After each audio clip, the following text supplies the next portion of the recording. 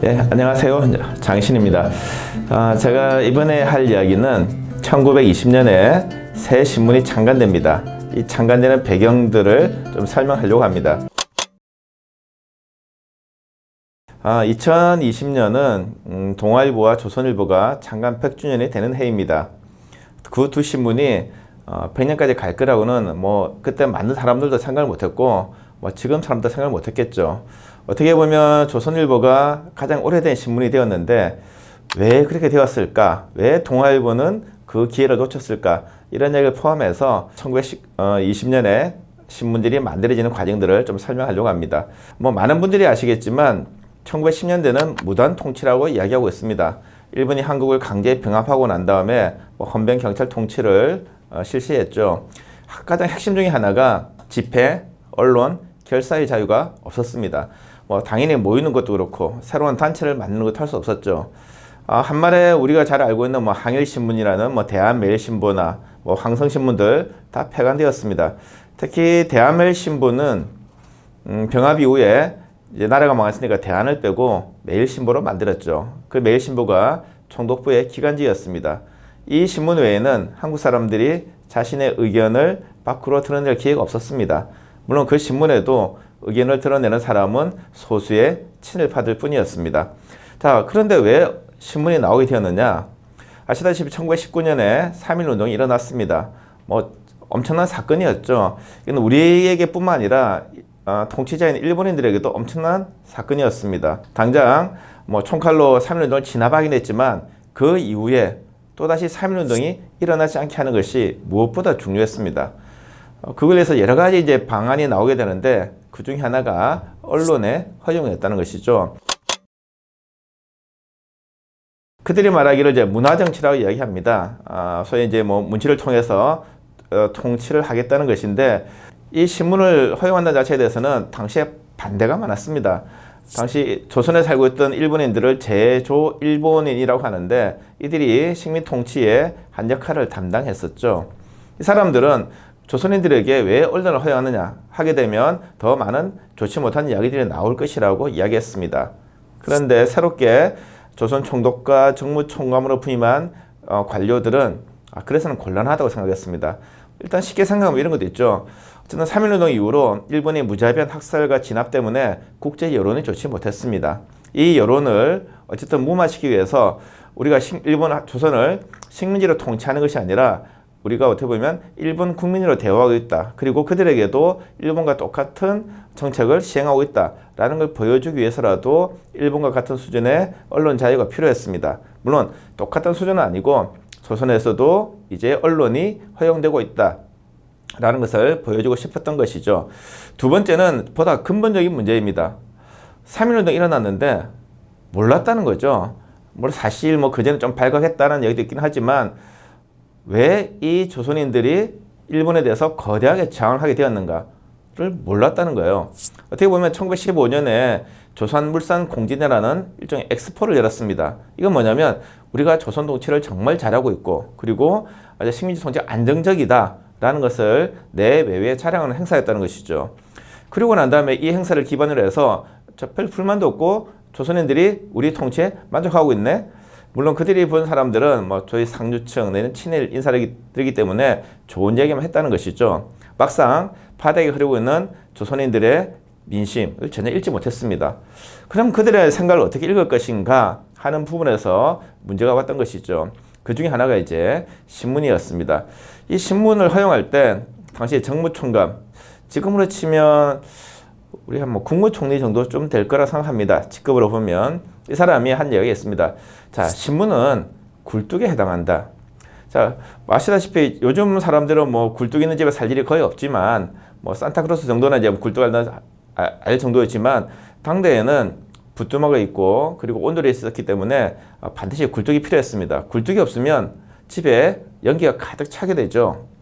마찬가지로 이 굴뚝 역할은 뭐냐? 신문에 왜 굴뚝 역할을 해야 되느냐? 자, 조선인들이 이 불만이 가득 차 있는데 그것을 밖으로 표출할 길이 없다는 거죠. 그러면 이 연기가 가득 차듯이 이 불만들이 가득 차 있다가 어느 날 갑자기 폭발한다는 겁니다. 사실 그 화 자체를 모른다는 거죠. 우리가 사람들 만날 때도 그런 게 많습니다. 저 순한 사람이 왜 갑자기 저 돌변할까? 평소에 화를 잘 내거나 자기의 의사를 잘 드러내는 사람들은 별로 무서워하지 않습니다. 근데 순한 사람이 하나면 무섭다 이야기하죠. 화병이 도지게 되는 것들이 있죠. 자, 그런 일 때문에 어떻게 보면 그 화가 더 쌓이기 전에 수시로 풀게 해주자. 이게 굴뚝이라는 거죠. 마치 연기가 빠져나가듯이 조선인들이 신문을 통해서 우리가 뭐에 불만이 있다. 총독부가 어떤 정책을 내고 있는데 나 싫어. 마음에 안 들어. 이런 이야기들이 나오게 만들어야 되겠다. 이런 것들이 하나의 중요한 목적이었다는 것이죠. 두 번째는 그러면 또 하나 여론 정치가 있는 거죠. 자, 그전에는 우리가 잘하고 있다 생각하기 때문에 굳이 말을 들을 필요가 없었습니다. 근데 이제는 할 때마다 여기다 반응이 좀 필요한 거죠. 어떻게 보면 여론을 조금 의식하기 시작한 것입니다. 흔히 사람들 생각하기를 조선 총독부, 일본 제국주의는 조선인의 여론을 의식하지 않았다. 강압 일변대로 했다 이야기하지만 사실과 다릅니다.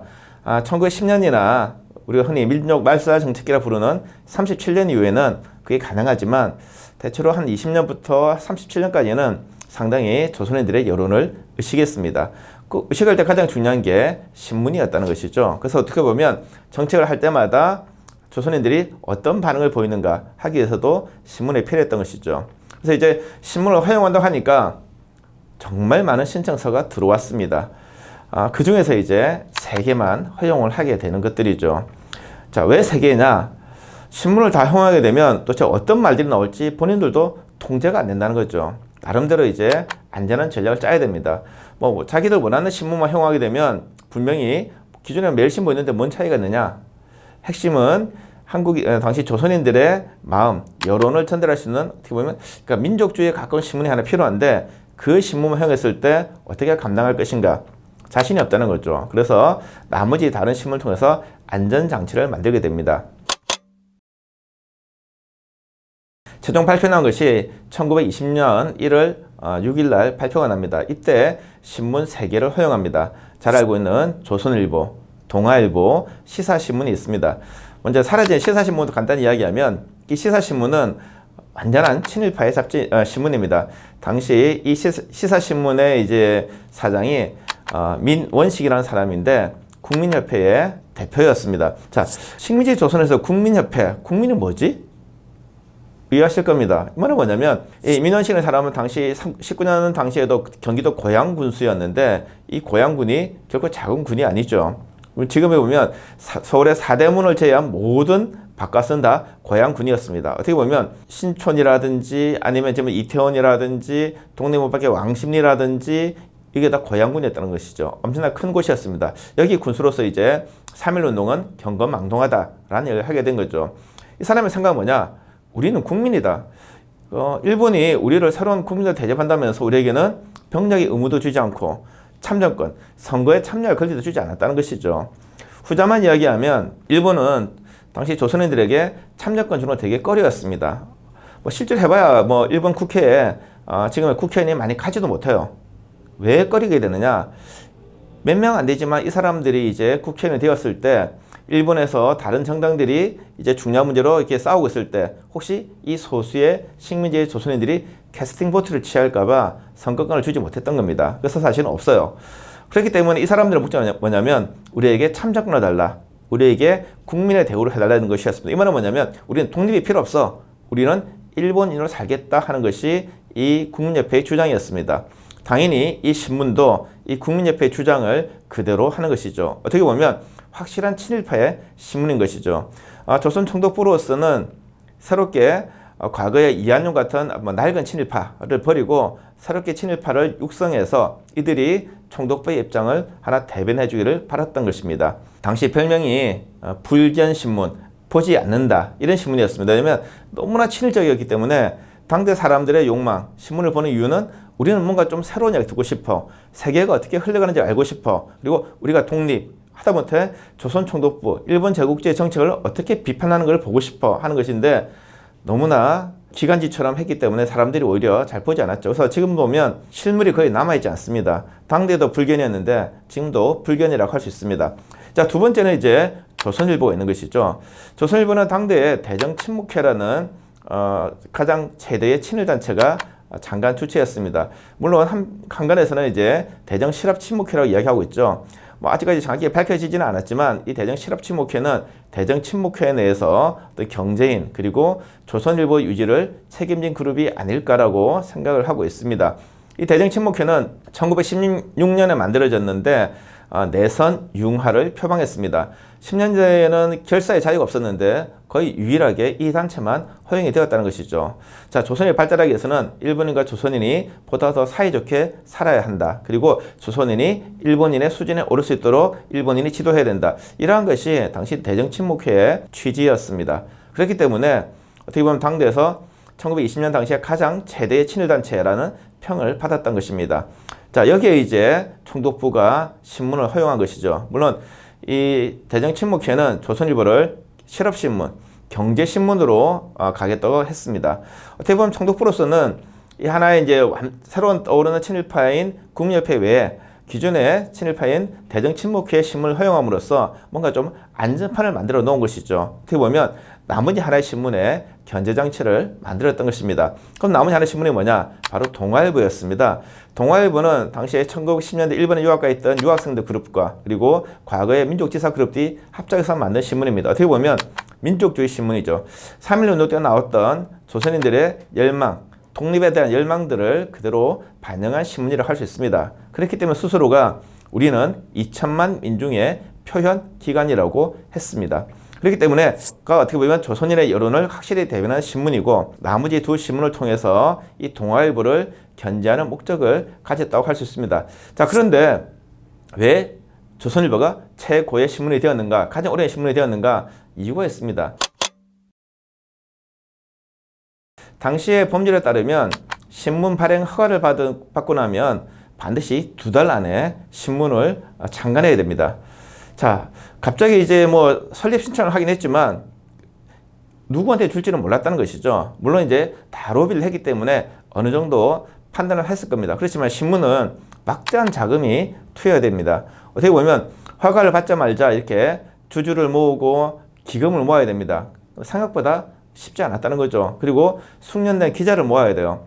자, 이게 상당히 어렵습니다. 특히 창간호 같은 경우는 평소보다 더 많은 지면을 하려 하기 때문에 더 많은 시간이 필요합니다. 조선일보는 창간인을 지키려고 했어요. 그래서 3월 5일 날 딱 2달 되는 마지막 날에 창간호를 발행합니다. 물론 이제 창간호 내고 2호, 3호 내고 너무 힘들어서 한 달 이상을 휴가 납니다. 어떻게 보면 창간만 먼저 한 것이죠. 물론 이제 아까 팁을 드리면 이 조선일보는 창간호가 없습니다. 남아있잖아요. 그동안 신문의 주인이 여러 번 바뀌었기 때문에 창간호가 없습니다. 이제 남아있는 것은 한 3면 정도가 남아있는데 1면이 나와있는 창간호를 발견하게 되면 상당히 뭐 흔히 이제 수집가들 이야기는 억대 이상이 될 거라 이야기합니다. 집에 잘 보시고 혹시 벽지 뜯어보시고 찾아보시기 바랍니다. 자, 그러면 동아일보와 시사신문은 왜 최고의 신문이 못 되었는가? 동아일보와 시사신문은 창간을 미루었습니다. 도저히 이 2달 안에 신문을 못 내겠다. 그래서 총독부의 양해를 얻어서 4월 1일에 창간하게 됩니다. 동아일보는 두 신문이 이때까지 살아남을 줄 몰랐겠죠. 그래서 어떻게 보면 현재 가장 오래된 신문은 조선일보가 거의 영광을 차지하게 되었습니다. 동아일보는 어쨌든 4월 1일 창간해가지고 당대에 낙양의 지가를 올리게 됩니다. 그 이야기는 다른 장에서 이야기하도록 하겠습니다. 안녕하세요, 장신입니다. 이번 시간에는 영업용 항일 신문에 대해서 좀 말씀드리겠습니다. 1920년에 신문이 창간되었는데 압수가 많아요. 그리고 발행을 정지당합니다. 왜 이런 일이 벌어졌을까를 좀 고민할 필요가 있어요. 지난 시간에 말씀드렸지만 조선총독부가 새 신문을 허용했습니다. 이 허용하고 난 다음에 고민이 있는 거죠. 도대체 어디까지 내가 들어줄 것인가? 마찬가지로 동아일보나 조선일보 같은 경우도 우리가 어디까지 말할 수 있지? 이게 이제 걱정인 거죠. 어떻게 보면 검열의 문제가 있는 거죠. 적절하게 서로가 이제 언론 자유를 지키고 그리고 뭔가 하고 싶은 말을 해야 되는데 상대방이 어디까지 나올지 모르는 겁니다.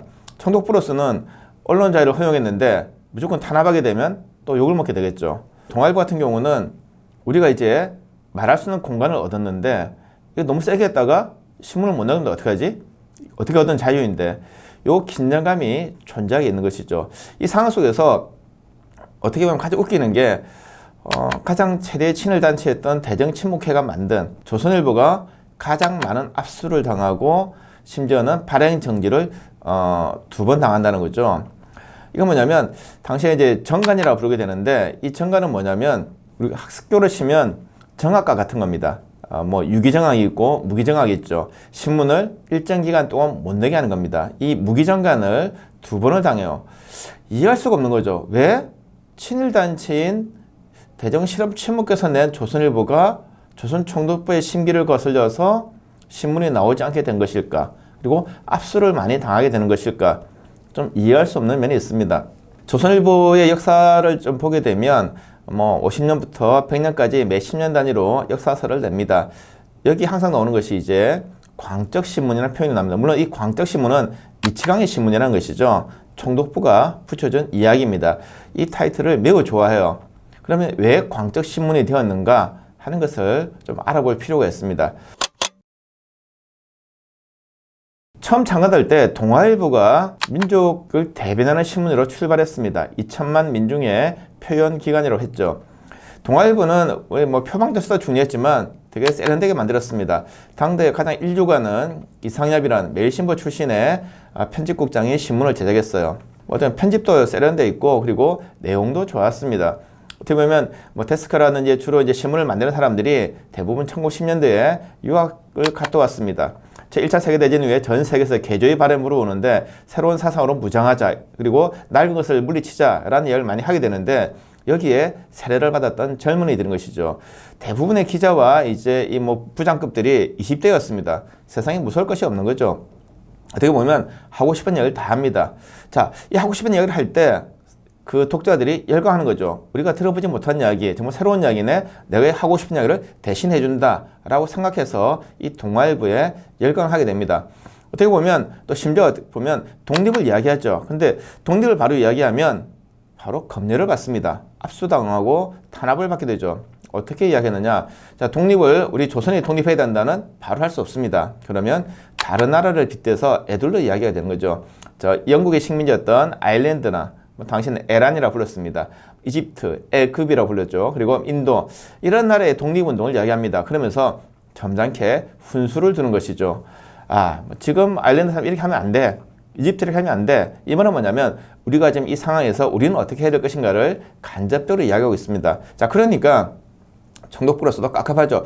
분명히 독립운동을 초청하고 있는데 저걸 딱히 뭐 자기 이야기하고 있지 않으니까 탄압을 할 수가 없습니다. 마찬가지로 총독부의 정책을 비판하는데 그렇다고 해서 아주 무식하게 하지 않아요. 적절한 선을 지킵니다. 분명히 기분은 나쁘지만 저걸 어떻게 탄압해야 될까 애매하다는 거죠. 자, 동아일보가 사람들의 인기를 끕니다. 그러니까 나머지 신문들이 문제가 되는 것이죠. 시사신문이야 친일파 신문이니까 불견신문이니까 독자가 빤합니다. 거기는 아무 관계가 없어요. 자, 그러니까 이제 조선일보가 좀 걱정이 되는 거죠. 원래부터 신문사를 출발할 때 창간 기금을 다 모아야 되는데 사람들이 돈을 다 내지 않았습니다. 그러니까 설립 운영 자금이 많이 부족해요. 자, 그러니까 어떻게 되느냐? 사람들에게 신문을 많이 포기해야 됩니다. 포기하려면 일단 뭔가 독자들이 좋아하는 것을 해야 되는 거죠. 1920년의 트렌드는 독립이었습니다. 사람들이 자, 우리도 일본에서 독립해서 뭐 새로운 국가를 만들어보자 하는 것인데 이걸 어떻게 설명할 것인가? 우리의 돈을 대는 단체가 일본과 아주 가까운 단체인데 어떻게 해야 되지? 신문의 편집자들이 고민하기 시작하는 것이죠. 물론 경영을 책임진 사람들도 인정합니다. 야, 우리가 지금 이 신문을 사람들에게 많이 보게 하기 위해서는 조금 불편해도 가자. 결국 뭐냐면 이제 톤이 세지는 것이죠. 1920년에 6월 달에 조선일보를 보게 되면 아주 거친 표현들이 등장합니다. 어떻게 보면 총독부 정책을 비판하기 시작하는 것이죠. 동아일보는 조금 표현이 세련됐다고 할까요? 이게 어떻게 보면 거칠지 않습니다. 그렇지만 2등 신문들은 어디든지 2등은 튀어야지 사람들의 주목을 받습니다. 단어 사용이 아주 거칠게 되는 거죠. 그냥 봐도 기분이 좋지 않습니다. 그러면 총독부 당국자들이 이해하는 거죠. 야, 정말 너네가 지금 신문이 안 되는 거 알고 있는데 그래도 너무 심한 거 아니냐 라는 것을 총독부의 검열 당국자들이 그런 기록을 남겨놓았습니다. 야, 너네가 신문을 팔기 위해서 신문을 유지하기 위해서 하는 건 괜찮지만 그래도 적절한 수위가 필요하다. 물론 매번 그럴 때마다 압수를 당하게 되는 것들이죠. 어떻게 보면 조선일보가 뭔가 좀 더 동아일보보다 튀기 위해서 그런 전략을 펼쳐나갔던 겁니다. 이 말이 왜 필요하냐면 심지어는 총독부의 기관지였던 매일신보 어떻게 보면 우리가 국정뉴스 이런 것들이죠. 정부로부터 자유롭지 못한 신문입니다. 조선총독로부터 자유롭지 못한 게 매일신보였어요. 근데 이 매일신보에서 독립운동 기사를 실게 되는 거죠. 독립군 어디에 나타나. 말이 안 되는 것이죠. 근데 그렇게 실지 않으면 신문을 보지 않는다는 거죠. 어떻게 보면 부하 내동했다가 거기도 이제 압수를 당하는 일들이 벌어집니다. 어떻게 보면 20년에는 독립이 기본적으로 사람들의 정서다. 또 하나 따져보면 이런 것도 있습니다. 동아일보가 좀 잘했던 것 중에 하나가 기존의 사상으로부터 이제 완전히 떨어지는 것들이죠. 조선이 왜 망했는가? 6.25 때문에 망했네? 이런 것들이 당대 사람들에게 꽤 많았습니다. 물론 생각이 다른 사람도 있었죠. 동아일보는 6.25부터의 결별을 이제 추구했습니다. 조금 뒤시긴 하지만 당대에 그 사설 중에 하나가 이런 제목이 있었습니다. 가명인 두 상의 일봉. 이 말은 뭐냐면 가짜 명나라 사람 머리통에 한 대 갈긴다 이런 뜻이었습니다. 어떻게 보면 아주 격렬하고 너무 적나라한 제목이었던 거죠. 이 말은 뭐냐? 지금 나라가 망하고 일본에 식민지됐는데 아직도 가짜 명나라 사람들이 있다는 거죠. 왜냐하면 유학에 빠져가지고 새로운 세계를 꿈꿔야 되는데 새로운 세계를 꿈꾸지 못하고 옛날 방식으로 사는 사람들이 있다는 것이죠. 그게 바로 조선을 망하겠다. 그러니까 당장 유림들이 난리가 났죠. 신문사에 항의하고 찾아오고 사장 끌어내라. 그렇지만 이제 결국 사장만 그만두고 나머지 신문들, 직원들 그대로 남습니다. 결국 그 논조를 유지하죠. 어떻게 보면 당대 젊은이들의 지향을 반영하고 있다고 볼 수 있습니다. 반면에 조선일보는 논조가 되게 애매했어요. 유교가 잘못한 것도 있지만 꼭 나쁜 것도 아니야. 이런 어중간한 태도가 20년에 있었다는 거죠. 그러니까 따라갈 수 없는 거죠. 그러니까 어떻게 보면 총독부 비판을 통해서 이제 독자를 확보하려고 했던 것입니다. 자, 이러니까 문제가 발생했는데 결국은 한번 큰 사고가 터지게 되는 거죠.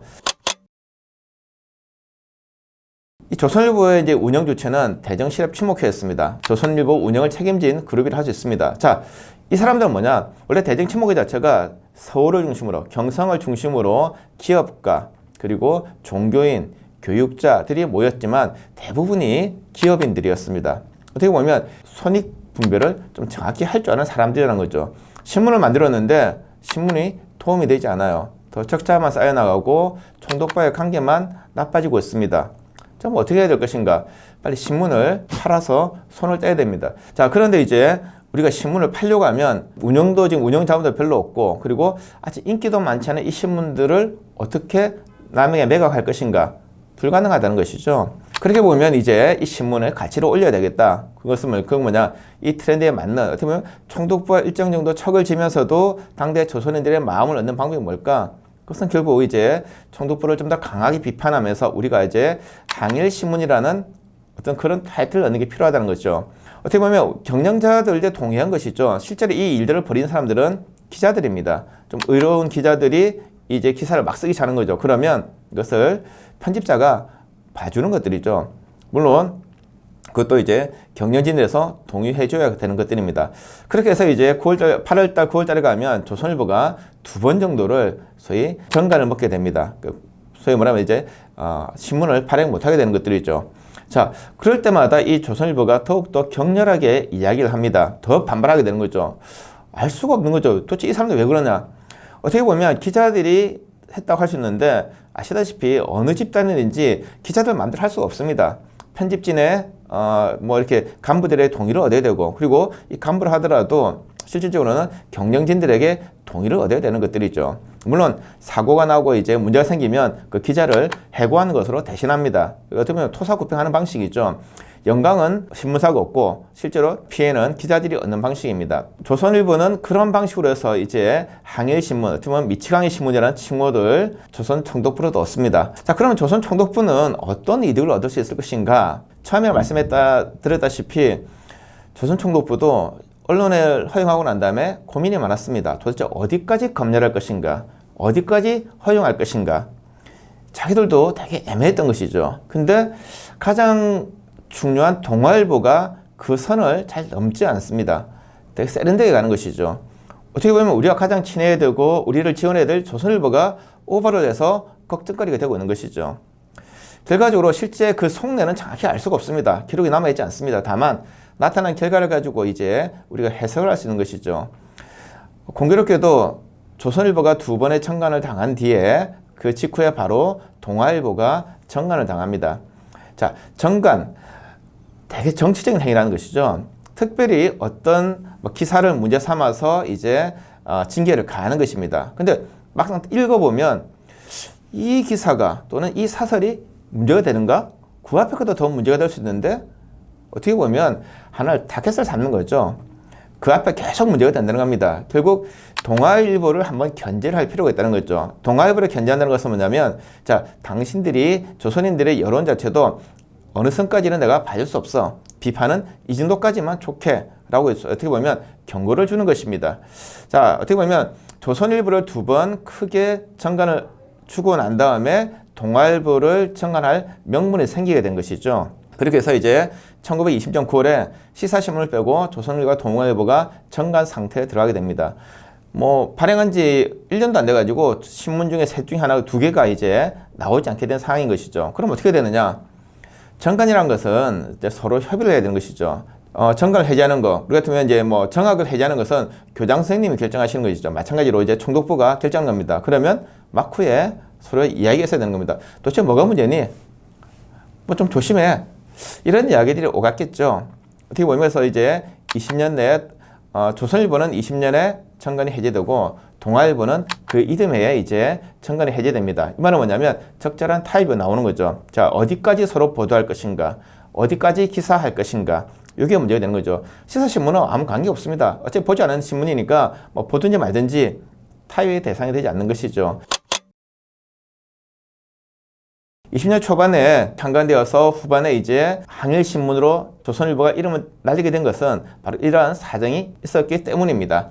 어떻게 보면 처음에는 총독부가 원하는 방식으로 총독부를 지원할 수 있는, 경제를 발전시킬 수 있는 어떻게 보면 실업신문으로 출발했지만 실질적으로 운영을 하려고 하니까 당대의 트렌드였던 독립이라는 하두를 담지 않고서는 신문사를 운영하기 힘들었다는 것이죠. 그렇기 때문에 앞서가는 신문이었던 동아일보를 따라잡기 위해서 동아일보보다 더 강한 이야기를 지면에 반영할 수밖에 없었습니다. 그 결과 조선일보는 총독부로부터도 이해하지만 너무 심하다는 얘기가 들었고, 결국 총독부는 그 이야기를 듣다가 이제 동아일보의 수요를 조절하기 위해서 조선일보를 두 번 정도 정관시키고, 그리고 이제 동아일보를 정관시켰던 것이죠. 자, 조선일보는 뭐 다행히 좋은 결과를 얻었습니다. 두 번의 정관을 얻고 난 다음에 신문을 드디어 매각할 수가 있었습니다.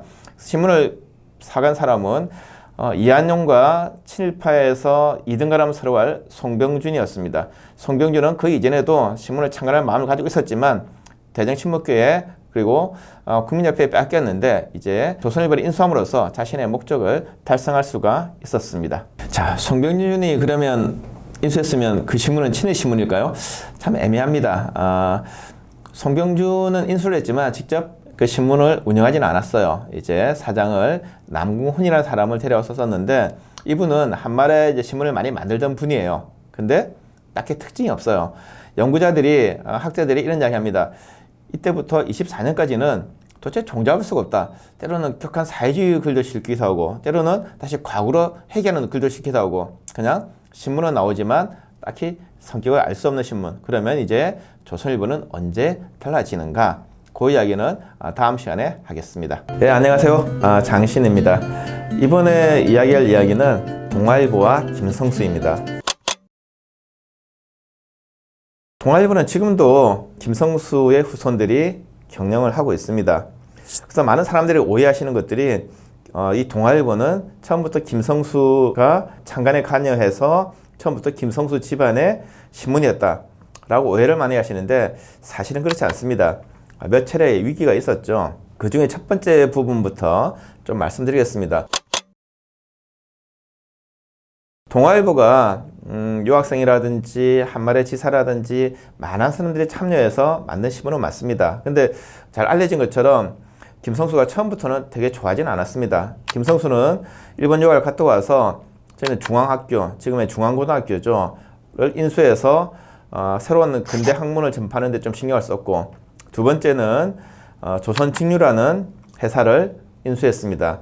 경성방직이었죠. 방직에는 유일하게 조선인 자본이 참여하는 기업이었습니다. 어떻게 보면 너무나 많은 돈을 투자했기 때문에 신문에는 여력이 없었습니다. 또 사실 그리고 신문에는 크게 탐탁지 않았다고 이야기하고 있습니다. 그러다가 1921년 9월에 이제 본격적으로 김성수가 이 동아일보의 실질적인 주인이 되어가는 과정이 나오죠. 뭐 다른 신문과 마찬가지로 동아일보도 그렇게 자금이 많이 들어오지 않았습니다. 사람들이 뭐 내가 이렇게 참여하겠다고 약속을 했지만 약정된 주식 대금을 넣지 않았다는 것이죠. 어떻게 보면 약정만 있었지 사실은 이 주식이 뭐 휴지에 가까운 곳이 많았습니다.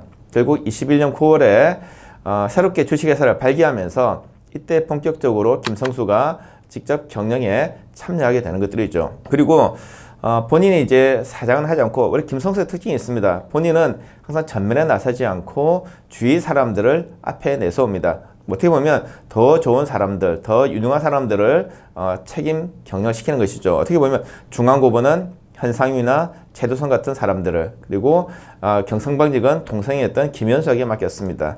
동아일보는 절친한 친구이자 어떻게 보면 뭐 동전의 양면이라 할 수 있는 송진우에게 맡겼습니다. 송진우는 알려진 것처럼 1919년 3.1운동의 설계자였습니다. 그러니까 33인이 아니라 그 뒤에서 운동을 기획하고 나중까지 책임진 그 사람 중에 한 사람이었던 것이죠. 그 송진우가 21년 9월쯤에 감옥에서 나오게 됩니다. 그게 나오자마자 이제 송진우가 동아일보의 사장으로 경영에 참여하게 되는 것들이죠. 자, 어쨌든 창간 때부터 동아일보는 인기가 좋았습니다. 자, 그런데 어떤 문제가 발생하느냐? 시간이 좀 지나다 보니까 이제 과거의 민족주의 운동이 아니라 새로운 운동이 떠오르게 되는 것들이 있죠. 전 세계를 강타했던 사회주의 운동입니다. 사회주의 운동은 뭐 1917년에 러시아에서 혁명이 일어났지만 러시아 쪽에서, 그리고 중국 쪽에서, 일본 쪽에서 사회주의의 새로운 바람이 불어오게 됩니다. 당연히 조선의 청년들, 그리고 독립을 위해서 어떤 것이 우리에게 필요할까 고민하던 독립운동가들이 하나의 사회주의를 받아들이게 되는 것들이 있죠. 20년에 들어와서 국내부터 어떻게 일이 벌어지냐면 이제 청년회를 개혁하고 노동쟁의가 발생하고 수작쟁의가 발생합니다. 자, 이때 이제 많은 단체들을 결성하는데 여기에 사회주의들이 개입하게 되는 것들이죠. 대략 한 23년쯤 되게 되면 이 시점에는 이제 총독부의 판단을 빌어보면 민족주의 운동에서 사회주의 운동으로 주도권이 거의 넘어가고 있다라는 판단이 나옵니다. 자, 이건 총독부의 판단이고 당대 사회주의자들도 고민합니다. 자, 사회주의는 기본적으로 선전과 선동이, 그리고 조직이 필요합니다. 선전은 처음에는 신문을 통해서 하다가 신문의 지면에 한계가 있으니까 새로운 잡지를 창간해서 그 잡지를 통해서 사회주의를 선전합니다. 그래도 역시 가장 중요한 것은 동아일보였죠. 근데 동아일보가 1922년, 23년부터 이제 밀리터리 설립운동이라든지 물산 장려운동을 주도하면서 점차 이 사람들이 기업가라든지 아니면 지주들을 대변하는 것이 아닌가라는 의구심이 당대 사람들에게 나오게 됩니다. 분명히 2천만 민중을 표현한다고 했는데 2천만이 아니라 소수를 대변하는 것이 아닌가라고 이제 사회주의자들이 의심을 하게 되는 것들이죠. 그런 상황 속에서 이제 사회주의자들이 동아일보를 어떻게 하면 우리가 원하는 방식으로 만들어 나갈 수 있을까라는 고민을 하게 됩니다. 여러 가지 방안들이 나오게 되는데 그 와중에 하나의 사건이 생기게 되는 것들이죠. 여기에 이제 중요한, 우리 한국에서 가장 근대 문호로 유명한 이강수가 개입되어 있습니다. 아시다시피 이강수는 10년대에 뭐 유학을 하기도 했지만 28 독립선언의 주동자였고, 그리고 상해로 망명에서는 독립신문의 주필이었습니다. 조선 총독부로 봐서는 정말 1급 독립운동가, 1급 범죄자일 수밖에 없는 것이죠. 그런 이강수가 오늘 갑자기 상해에서 돌아옵니다. 근데 돌아오는 것은 문제가 아니라 아무런 처벌을 받지 않았다는 것이죠. 많은 사람들이 여기서 이강수가 변제를 했다, 이강수가 총독부 없으면 결탁했었다라는 소문이 막 돌았습니다. 이강수가 때가 뛰어난 천재이고 문학자이지만 사람들이 함부로 쓰기 힘들었다는 거죠. 그 와중에 이제 이강수가 몇 편의 글을 발표합니다. 22년에 민족개존론을 발표하고, 그리고 무엇보다 24년 1월에 동아일보지상에 민족적 경륜이라는 글을 발표합니다. 동아일보는 이강수를 1923년 한 10월경에 이제 직원으로 받아들입니다. 이때 사실 말이 많았죠. 유명한 역사학자였던 강동진 선생님은 이강수가 이때 들어올 때 사익도로부터 이제 비밀의 돈을 받았다. 그래서 그때 급여가 300원이었다 이야기합니다. 300원 하면 도대체 그 액수가 뭐냐라고 하겠지만 사실은 당시 동아일보 사장 월급이 200원이었습니다. 엄청난 액수라는 거죠. 근데 사실 그건 증명되지 않은 이야기입니다. 동아일보의 중력 회의록이 있습니다. 보면 이강수가 입사했다는 내용은 나오지만 받은 월급은 나오지 않습니다. 어떻게 보면 비밀이었다고 할 수 있긴 하겠지만 사실 동아일보가 300원을 줄 수가 없는 거죠. 사장이었던 송진우가 200원이었고 나머지 뭐 전무라든지 부장이라 이런 사람들이 100원에서 150원 사이였습니다. 일반 기자는 60원에서 80원이었죠. 돈을 줄 수가 없는 겁니다. 당시 또 동아일보가 그렇게 경영이 넉넉하지 않았습니다. 총독부가 준 거 아니냐고? 그러면 총독부가 동아일보가 총독부 돈을 받았다? 이건 말이 안 되는 거죠. 많은 사람들은 나중에 동아일보가 야 친일했으니까 뭐 옛날 그런 거 아니야 하는데 실제로 그렇지 않습니다. 기록에는 남아있지 않고 그게 줄 수도 없는 것이죠. 다만 귀국할 때 총독부가 이광수에게 어떻게 했겠지라는 정도 상상할 수 있지만 300원을 받았다라는 것 자체는 거짓말입니다. 어쨌든 이광수가 동아일보의 이제 사원으로서 글을 쓰게 되는데 이 민족적 경륜이라는 것이죠. 내용은 뭐냐? 간단합니다. 우리가 이제 독립운동을 해봐야 소용없다는 거죠. 결국 실력을 양성하고 키워나가야 된다는 것인데 그러려면 일본의 법이 허락하는 범위 내에서 우리가 운동을 해 나가자라는 겁니다. 이 말은 뭐냐면 합법운동 하자는 것인데 독립 자체가 불법이죠, 사실은. 결국 뭐냐면 독립을 바로 하지 말자는 이야기였죠. 엄청난 반발이 나옵니다. 당장 동아일보 내에서뿐만 아니라 일본에서 전 조선 전역에서 이광수를 지탄하게 되죠. 그리고 그 글을 실은 동아일보에 대해서 격렬한 반발합니다. 당대 말로 비매 동맹이라 부르는데 지금 들으면 불매운동이죠. 동아일보를 불매하자는 이야기가 나옵니다. 물론 여기는 이제 일반 당시 조선에 되어 있지만 사회주의 단체들이 적절하게 개입을 합니다. 동아일보에 대한 반대운동을 조직하게 되는 것들이죠. 이 와중에 이제 4월 달에 또 다른 사건이 하나 벌어집니다. 당대에 일본에는 상해이라는 단체가 있었습니다. 이 대표가 박충금인데 어떻게 보면 노동자 구조 단체입니다. 많은 사람들이 먹고 살려고 일본에 건너갔는데 그들에게 숙식을 제공하고 일자리 알선하는 기관이죠. 물론 이 대표가 대표적인 친일파입니다. 당시 조선의 경무국장, 지금의 경찰청장에 해당하는 사람이 그 뒤를 봐주고 있습니다. 일종의 폭력배이기도 하고요. 이 사람이 이제 조선에 들어와서 경무국장의 비호를 받으면서 막 돌아다닙니다. 그 와중에 이제 동아일보가 이 상해를 나쁘게 보도했다고 해서 송진우를, 사장이던 송진우를 식당에 부릅니다. 식동원이라는 곳인데요. 지금 아마 요리집이죠. 불러서 이제 뭔가 폭행을 가했다는 이야기가 있고 그리고 앞으로 하지 않겠다 해서 각서를 써줬다는 이야기가 막 돌았습니다. 다른 신문이 보도했죠. 송진우가 부정했습니다. 근데 각서가 나왔다는 거죠. 그게 사진 찍혀가지고 다른 신문에 보도가 되었습니다. 당장 동아일보 기자들이 난리가 났죠. 우리 신문은 어떤 신문인데 저는 깡패한테 저는 각서를 써주다니. 도대체 우리가 뭐 몇 대 맞고 나면 우리가 뭐 기사를 안 써주는 것인가? 당장 사내에서 이제 송진우를 물러나라 하는 운동이 벌어지게 되는 거죠. 일종의 동아일보 개혁 운동인데 뭐 그냥 나온 건 아니고 그 전에 이제 밖에서 나왔던 불매 운동과 이제 신문이 한쪽 어떻게 보면 지주와 자본가만 대변하는 신문을 가게 된다는 그런 두려움. 이렇게 뭐 사내 정치 맞물리면서 중력진에 대한 이제 반대 운동이 벌어지게 되는 것들이죠. 결국은 뭐 송진우를 비롯해서 이 중력진들이 다 일갈 사퇴를 하게 됩니다. 그러면서 이제 완전 새로운 진영이 짜지게 되는 거죠. 이때 대표적인 사람이 이제 남강 이승훈과 홍명희입니다. 이승훈은 어떻게 보면 얼굴마당 깨기 가까운 것이고 사장으로 들어오게 되고 홍명희, 임꺽정에 저자했던 벽적 홍명희가 이제 편집국장으로 들어옵니다. 신문의 방향을 결정하는 것이죠. 홍명희는 당대 하요회의 멤버였습니다. 하요회는 나중에 조선공산당을 창당하게 되는 주요한 공산주의 그룹의 하나였습니다. 과연 홍명희가 정말 공산주의자였는가에 대해서는 여러 말이 많지만 어쨌든 이 당시만 하더라도 새로운 사회 사상으로서 사회주의에 대해서는 많은 사람들이 동의를 했기 때문에 충분히 활동을 같이 했다고 볼 수 있습니다.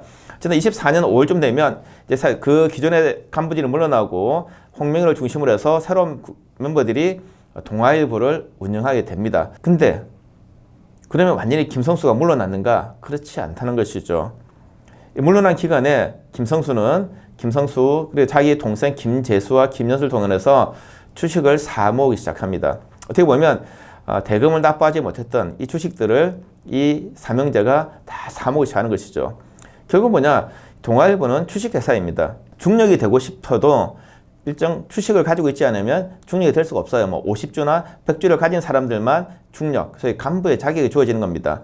자, 그러니까 이제 이 주식을 사모아서 소위 말하는 주식 대결, 주총에서 싸움을 하게 되는 거죠. 당연히 홍명희나 새로운 간부진들이 주식 싸움에서 이길 수가 없습니다. 그러면서 이제 24년 10월쯤 되면 이 주식 싸움에서 이기고 난 다음에 김성수가 다시 동아일보에 복귀를 하게 되는 것들이죠. 그리고 난 다음에 이제 홍명희라든지 이 사람들은 어디로 가느냐? 동아일보를 개혁하려다 실패하고 난 다음에 조선일보로 옮기게 됩니다.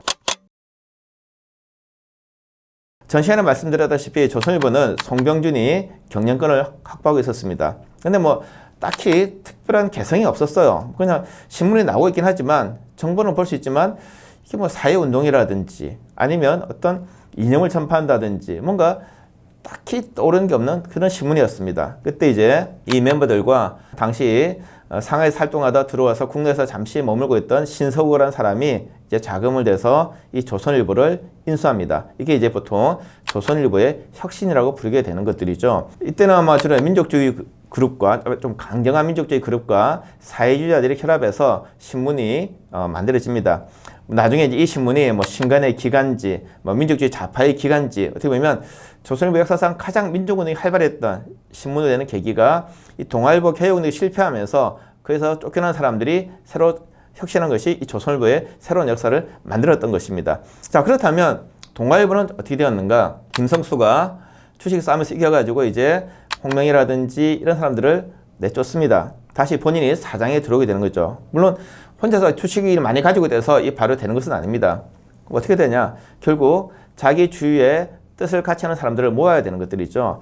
대체로 이것이 1925년까지 가야 됩니다. 그래야 되면 다시 송진우가 이제 들어오게 되는. 송진우는 사실 뭐 좀 역할이 애매하긴 한데 나중에 사장을 다시 하게 되지만 뭐 주필과 편집국장 직제는 없지만 이 역할들을 맡습니다. 나중에는 이광수도 끌어들이게 되는 것들이죠. 그러면서 어떻게 보면 흔히 학계에서 말할 때 부르주아 민족주의 우파의 기간지가 되는데 김성수와 송진우의 생각을 대변하는 신문이 되게 되는 것들이죠. 아시다시피 이 동아일보 그룹들은 나중에 해방 후에 한국민주당을 결성하는 한국에서 보수 정당의 원조가 되는 그룹이 바로 이 20년대 동아일보의 집단들입니다. 어떻게 보면 24년 하반기를 계기로 해서 김성수와 송진우가 확실하게 동아일보의 지배권을 장악하는 것. 어떻게 보면 김성수 집안의 신문이 되는 것이죠. 여기서 팁 하나 더 말씀드리면 그럼 송진우는 어떤 사람인가? 사실 송진우는 돈이 별로 없었어요. 친구 김성수가 정말 재벌이었던 것이죠. 무슨 재벌을 하게 되면 당신은 토지가 제일 중요한 소위 자산인데 호남에서 가장 부자라고 이야기했습니다. 당대에는 주식을 무상으로 증여했어요. 아까 말씀드렸다시피 중력이 되려고 하면 사장이나 전문가 되려면 최소한 몇 주 이상 있어야 됩니다. 근데 그걸 살 형편이 안 돼요. 그러면 이제 김성수가 자기 가진 주식을 사장이 될 수 있도록 이제 빌려주는 것이죠. 물론 주식의 명의는 송진우 명의입니다. 근데 의리가 있어요. 이게 내 걸 하지 않는 거죠. 나중에 되면 재밌는 게 31장기 말소 사건 나왔을 때 보면 이 주식을 그냥 또 줍니다. 다음에 돌려줄 거 알고 있는 거죠. 분명히 지금 같으면 법적으로는 내가 떼어먹어도 됩니다. 그렇지만 그렇지 않다는 거죠. 김성수 집안의 지배권이 확보가 되는 것이 바로 24년 동아일보 개혁운동의 실패로 돌아가고 어떻게 보면 그 개혁운동을 저지시키기 위해서 김성수가 주식을 매집했던 그것이 이제 지금의 동아일보가 김씨 집안의 신문이 되었다고 할 수 있는 것이죠. 그럼으로 인해 가지고 동아일보가 아까 말씀드린 것처럼 이제 한국 보수주의의 원류가 되었다고 할 수가 있습니다. 그와 별개로 이제 조선일보는 민족주의 좀 좌파 그룹의 신문으로 나가게 되는 것들이죠. 자, 안녕하세요. 장신입니다. 자, 오늘 하게 될 주제는 사회운동단체로서의 신문사를 말씀드리려고 합니다. 자, 1924년에 동아일보 개혁운동이 실패하고 그 후파로 조선일보가 혁신되었습니다. 우리가 많이 이야기할 때 일제시기 신문들을 뭐 민족지 이런 이야기를 많이 하게 됩니다. 주로 어떤 시기냐? 대표적으로 이제 20년대 후반을 많이 이야기하게 되는 것들이죠. 그럼 우리가 어떻게 바라볼 수 있을까? 당대 신문을 보게 되면 본사도 중요하지만 지국도 중요합니다. 지국 같은 데 가보면 신문사 지국, 뭐 조선일보사 지국, 동아일보사 지국인데 옆에 보면 무슨 군, 청년동맹, 무슨 군, 뭐 노동조합 이런 게 다 붙어 있다는 것이죠. 뭐냐면 지국을 하는 사람들이 이제 그 지역 사회운동단체의 핵심 간부인 경우가 많습니다. 이거는 이제 뭐 좌파든 우파든 민족주의자든 사회주의자든 마찬가지인 것이죠. 어느 지역에서는 민족주의가 강하고 어떤 지역은 사회주의가 강하죠. 여담으로 말씀드리면 사회주의자들이 그렇게 기자를 좋아했습니다. 기자를 이걸 좋아하는 것 같은 건 뭐냐면 자유롭거든요. 당대 잘 아시다시피 요시찰, 소위 말하는 미행이 있습니다. 감시를 당하는데 어딜 가게 되면 대부분 지역의 주요한 사회운동단체 사람들은 경찰의 미행이 붙게 되는 거죠. 그런데 유일하게 자유로운 것이 기자입니다. 기자는 어디든지 갈 수 있고 지역에 가더라도 만약 중앙에서 이제 어떤 특별한 당대가 열리거나 아니면 행사가 열리게 되면 이제 지국장 회의라든지 아니면 본사에서 불러간다고 하면 아무 문제가 없다는 거죠. 그 당대 사람들이 기자를 상당히 좋아했고 이 신문사의 지국 자체는 어떻게 보면 지역 사회운동단체의 사회운동의 핵심이었다라고 말할 수 있습니다. 마찬가지로 신문사 본사도 아까 그런 느낌이 드는 거죠. 우리가 그런 이야기 합니다. 당대의 많은 신문 기자들이 해고를 남겼어요. 하루에 한 번 압수를 당하지 않으면 뭐가 오늘 되게 일을 하지 않은 것 같아. 이런 뉘앙스의 얘기를 많이 합니다. 이 말은 뭐냐면 내가 오늘 그래도 총독부를 한번 깠어. 총독부에 대해서 비판적 기사 썼어. 이런 게 나온다는 거죠. 그럼 당연히 이제 압수를 당합니다. 압수를 당하면 신문에 나오지 않아요. 근데 이걸 해보면 뭔가 중요한 일이 있었나 보다. 독자가 생각한다는 거죠. 기자들이 자기를 지사처럼 생각한다는 거죠. 내가 이제 독립운동가처럼 사회운동가처럼 스스로를 대변하는 겁니다. 마찬가지로 신문사도 약간 그런 성격이 좀 있었어요. 어떻게 보면 이 신문사들도 자, 우리가 지금 해외에서 하는 독립운동만큼 되지 않지만 국내에서 조선인들의 여론을 전달하고 우리의 입장을 충분히 관철시킨다 라고 한다는 것이죠. 어떻게 보면 기자나 신문사 경영자나 그런 마인드가 있었습니다. 자, 그렇기 때문에 20년대 후반의 신문사들은 일정한 정치적 지형을 가지고 있었습니다. 지난 시간에 말씀드렸다시피 조선일보는 사회주의와 민족주의자들이 결합해서 만든 신문이었습니다. 그런데 이 사회주의자들이 이탈하게 돼요. 어떻게 되느냐? 24년 5월에 일본과 지금 사라진 국가이지만 소련이 국교를 맺습니다. 국교를 맺은 결과로 경성, 서울에 소련의 영사관이 설치되는 것들이죠. 이 영사는 뭐냐? 결국 당시 코민텔은 국제공산당의 이제 조선 지부가 되는 거죠. 여기에 나와 있는 외교관들이 어떻게 보면 조선공산당 당원들과 비밀리에 접촉하게 되는 거죠. 충분히 예측 가능한 일입니다. 또 실제로 그렇게 됐고, 그래서 이제 조선일보가 사설 실었던 거죠. 자, 이제 조선의 이 러시아 영사관 오게 되면, 소련 영사관 오게 되면 이제 뭐 사회주의가 뭐 이런 뭐 약간 좀 조장하는 좀 이렇게 보면 좀 흥분된 사설을 실었죠. 바로 총독부가 검열을 통해서 압수하고 신문을 정화시켜 버렸습니다. 자, 사회주의를 절대 선전해서 용납할 수 없다라고 하게 되는 것들이죠. 어떻게 보면 그 자체의 기사도 문제이긴 하지만 어느 시점에서 사회주의에 한번 커가는 것들을 한번 꺾어야 되겠다라고 했던 것이 그 기사였습니다. 9월달의 기사였는데 당연히 그러면 이제 조선일보 간부들도 협상을 해야죠. 신문이 안 나오면 안 되거든요. 안 나오면 기자들 월급 줘야 되고 직원들 월급 줘야 되는데 안 나오면 광고도 안 들어오죠. 구독료도 안 들어오죠. 적자가 나는 거죠. 빨리 신문이 발행돼야 됩니다. 총독부 당국자들과 이제 협상하죠. 총독부에서 요구합니다. 자, 그러면 사회주의 기자들을 다 해고시켜. 참 난감한 이야기겠죠. 자, 동료들을 잘라야 되고, 그리고 가뜩이나 이 만만치 않은 사회주의자들 어떻게 자르지? 근데 수용하지 않으면 신문이 나오지 못하는 거죠. 결국 사회주의 기자들을 다 해고시킵니다. 뭐 그 뒤에 이제 격렬한 반발은 별도로 하더라도 그러면서 조선일보는 어떻게 보면 민족주의자들의 아성이 됩니다. 자, 이게 이제 조선일보의 한 상황이고 동아일보는 김성수와 송진을 중심으로 그리고 이광수를 영입하면서 어떻게 보면 합법적인 틀 내에서 운동을 해 나가자고 마음을 먹습니다. 그러다가 이제 총독부가 어느 정도 이제 협상을 하게 되죠. 우리가 1920년대를 공부하다 보면 문화정치라는 말을 듣게 됩니다. 이 문화정치 중에 하나가 뭐냐면 저희 이제 분리해서 통치한다는 건데 이게 뭐냐면 보통 이제 뭐 아프리카 같은 데서 이제 부족들을 서로 다른 부족들과 이관시켜서 통치하는 건데 뭐 한국은 뭐 단일민족이라 하니까 뭐 쉽지는 않습니다. 그래서 어떻게 보면 계급 분열 정책을 쓰게 되는 거죠. 총독부의 일정한 지원이 필요한 기업이나 지주들을 통해서 뭐냐면 뭐 자금을 대출해 준다는 이런 협력을 하게 되는 거죠. 그렇게 되면 이쪽에서는 아무래도 이제 총독부와 적정한 관계를 유지해야 되는 것들이죠. 더구나 이제 이광수도 그랬지만 민족적 경륜 발표하면서 합법적 틀에서 하적했습니다. 총독부는 뭐냐? 자, 이 민족운동이 더욱더 격화되고 사회주의가 들어오기 때문에 어떻게 안정화시킬까? 그러면 이들을 유인해야 되는데 이들에게 정치적 권리를 주자 이야기합니다. 이미 20년 초부터 조선에서 자치에 대한 이야기가 나왔습니다. 자치는 범위가 너무 커요. 도대체 자치가 뭐냐? 어떻게 보면 저 영국에서 보면 뭐 캐나다라든지 아니면 호주 같은 나라들은 외교권까지 맺는 자치를 하게 되고 어떤 나라들은 그냥 영연방에 일하는 하고 어떻게 보면 뭐 지방의회 정도 자치의 폭이 아주 큽니다. 근데 동아일보는 명확하진 않지만 사설을 통해 보면 영연방에서 나왔던 캐나다나 호주의 외교권 획득을 주고 난 다음에 이건 사실 뭐 독립과 마찬가지 아닌가라는 이야기를 하게 됩니다. 어떻게 보면 아주 높은 수준의 자치를 기대하는 것이죠. 자, 이 동아일보의 기대와 총독부가 어느 정도 이제 통치자를 변화시켜야 되겠다. 뭐 물론 일본 본국에서는 식민주의를 하자고 이야기하지만 조선 총독부는 이때 있던 사이도 총독이라든지 이 관료들은 그 자체가 좀 필요한 거 아닌가, 안정적인 통치를 위해서 그런 고민을 하게 되는 것들이죠. 그 물밑 접촉이 계속 일어나고 있었습니다. 그게 25년, 26년의 상황이었던 것이죠. 자, 여기는 이제 천도교도 일정 정도 신파들이 좀 개입을 하고 있었습니다. 이런 상황이니까 조선을부에 있던 민족주의자들 봤을 때는 위기가 오게 된 거죠. 정말 자치가 오게 될지도 몰라. 실질적으로 움직임도 존재하고 있고 아주 비밀리에 전개되고 있지만 그게 포착되고 있고, 또 한편으로 총독부가 그럴 가능성도 있다. 그렇게 되면 독립이 멀어질 수 있다 생각하게 된 거죠. 그런 의미에서 이제 이 동아일보를 중심으로 일어나게 되는 자치운동을 어떻게 견제할 것인가 하는 견지에서 이제 새로운 운동이 하나 일어나게 되는 거죠. 그게 잘 알다시피 신간회가 결성되는 중요한 계기 중에 하나입니다.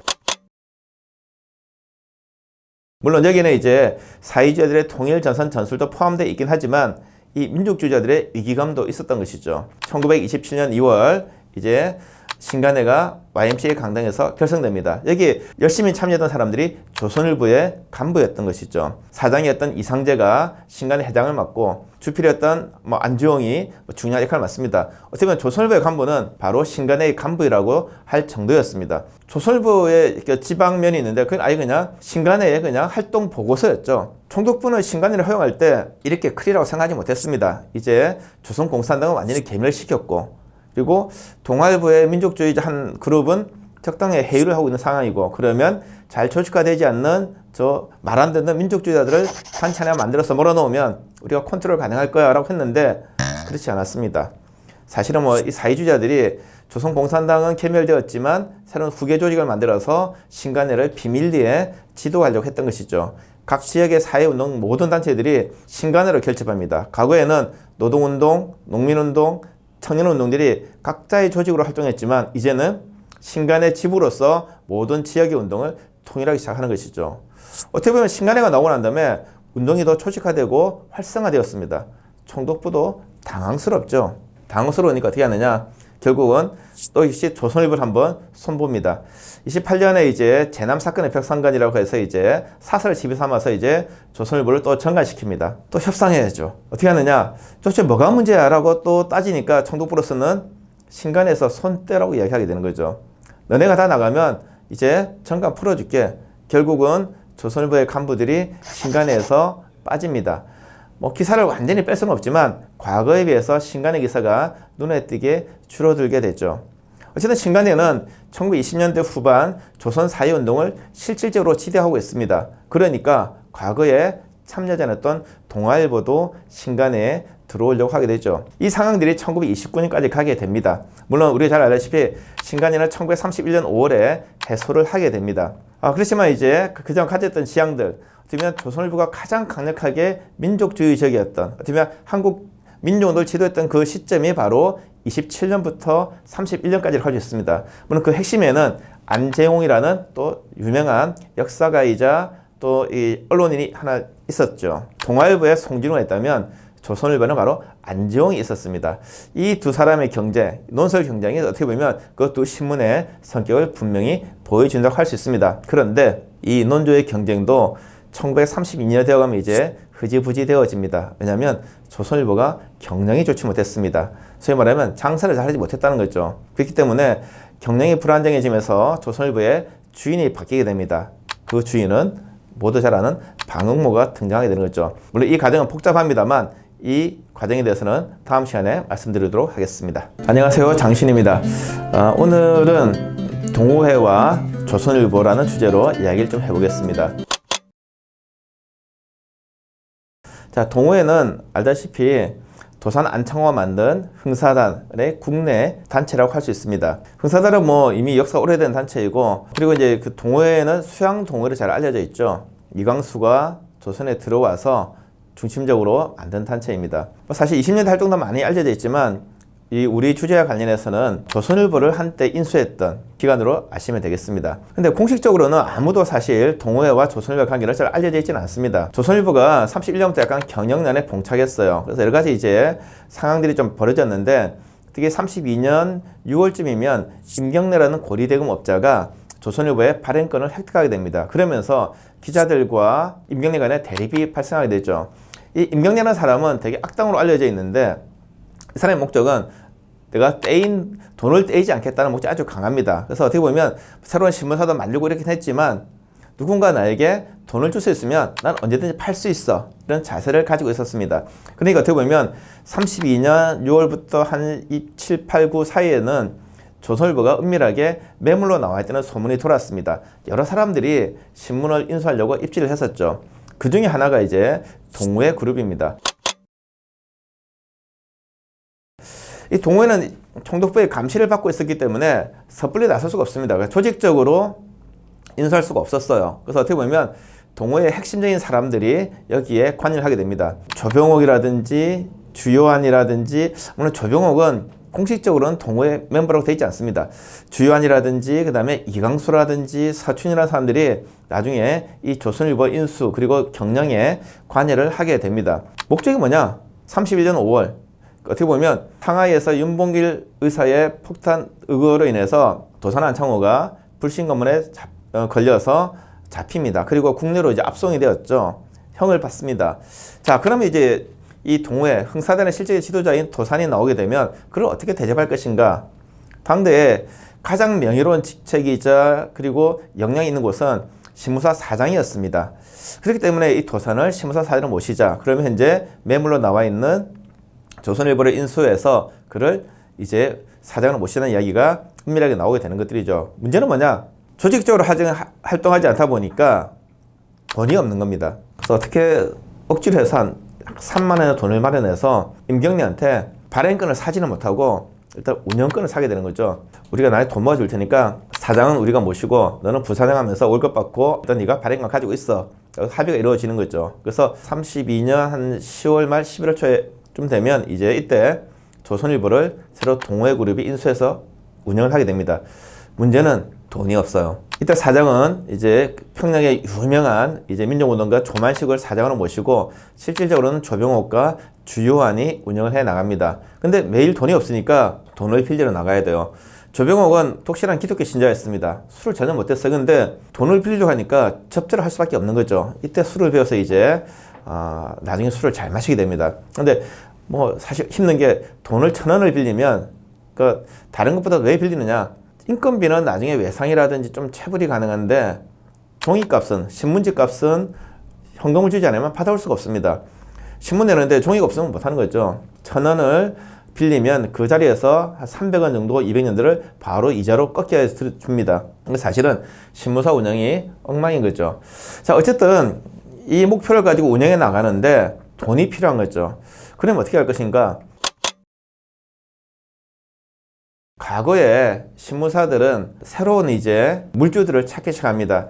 뭐 심하게 말하면 그러니까 호구를 찾는 거죠. 염상섭의 소설 중에 무화과라는 소설이 있습니다.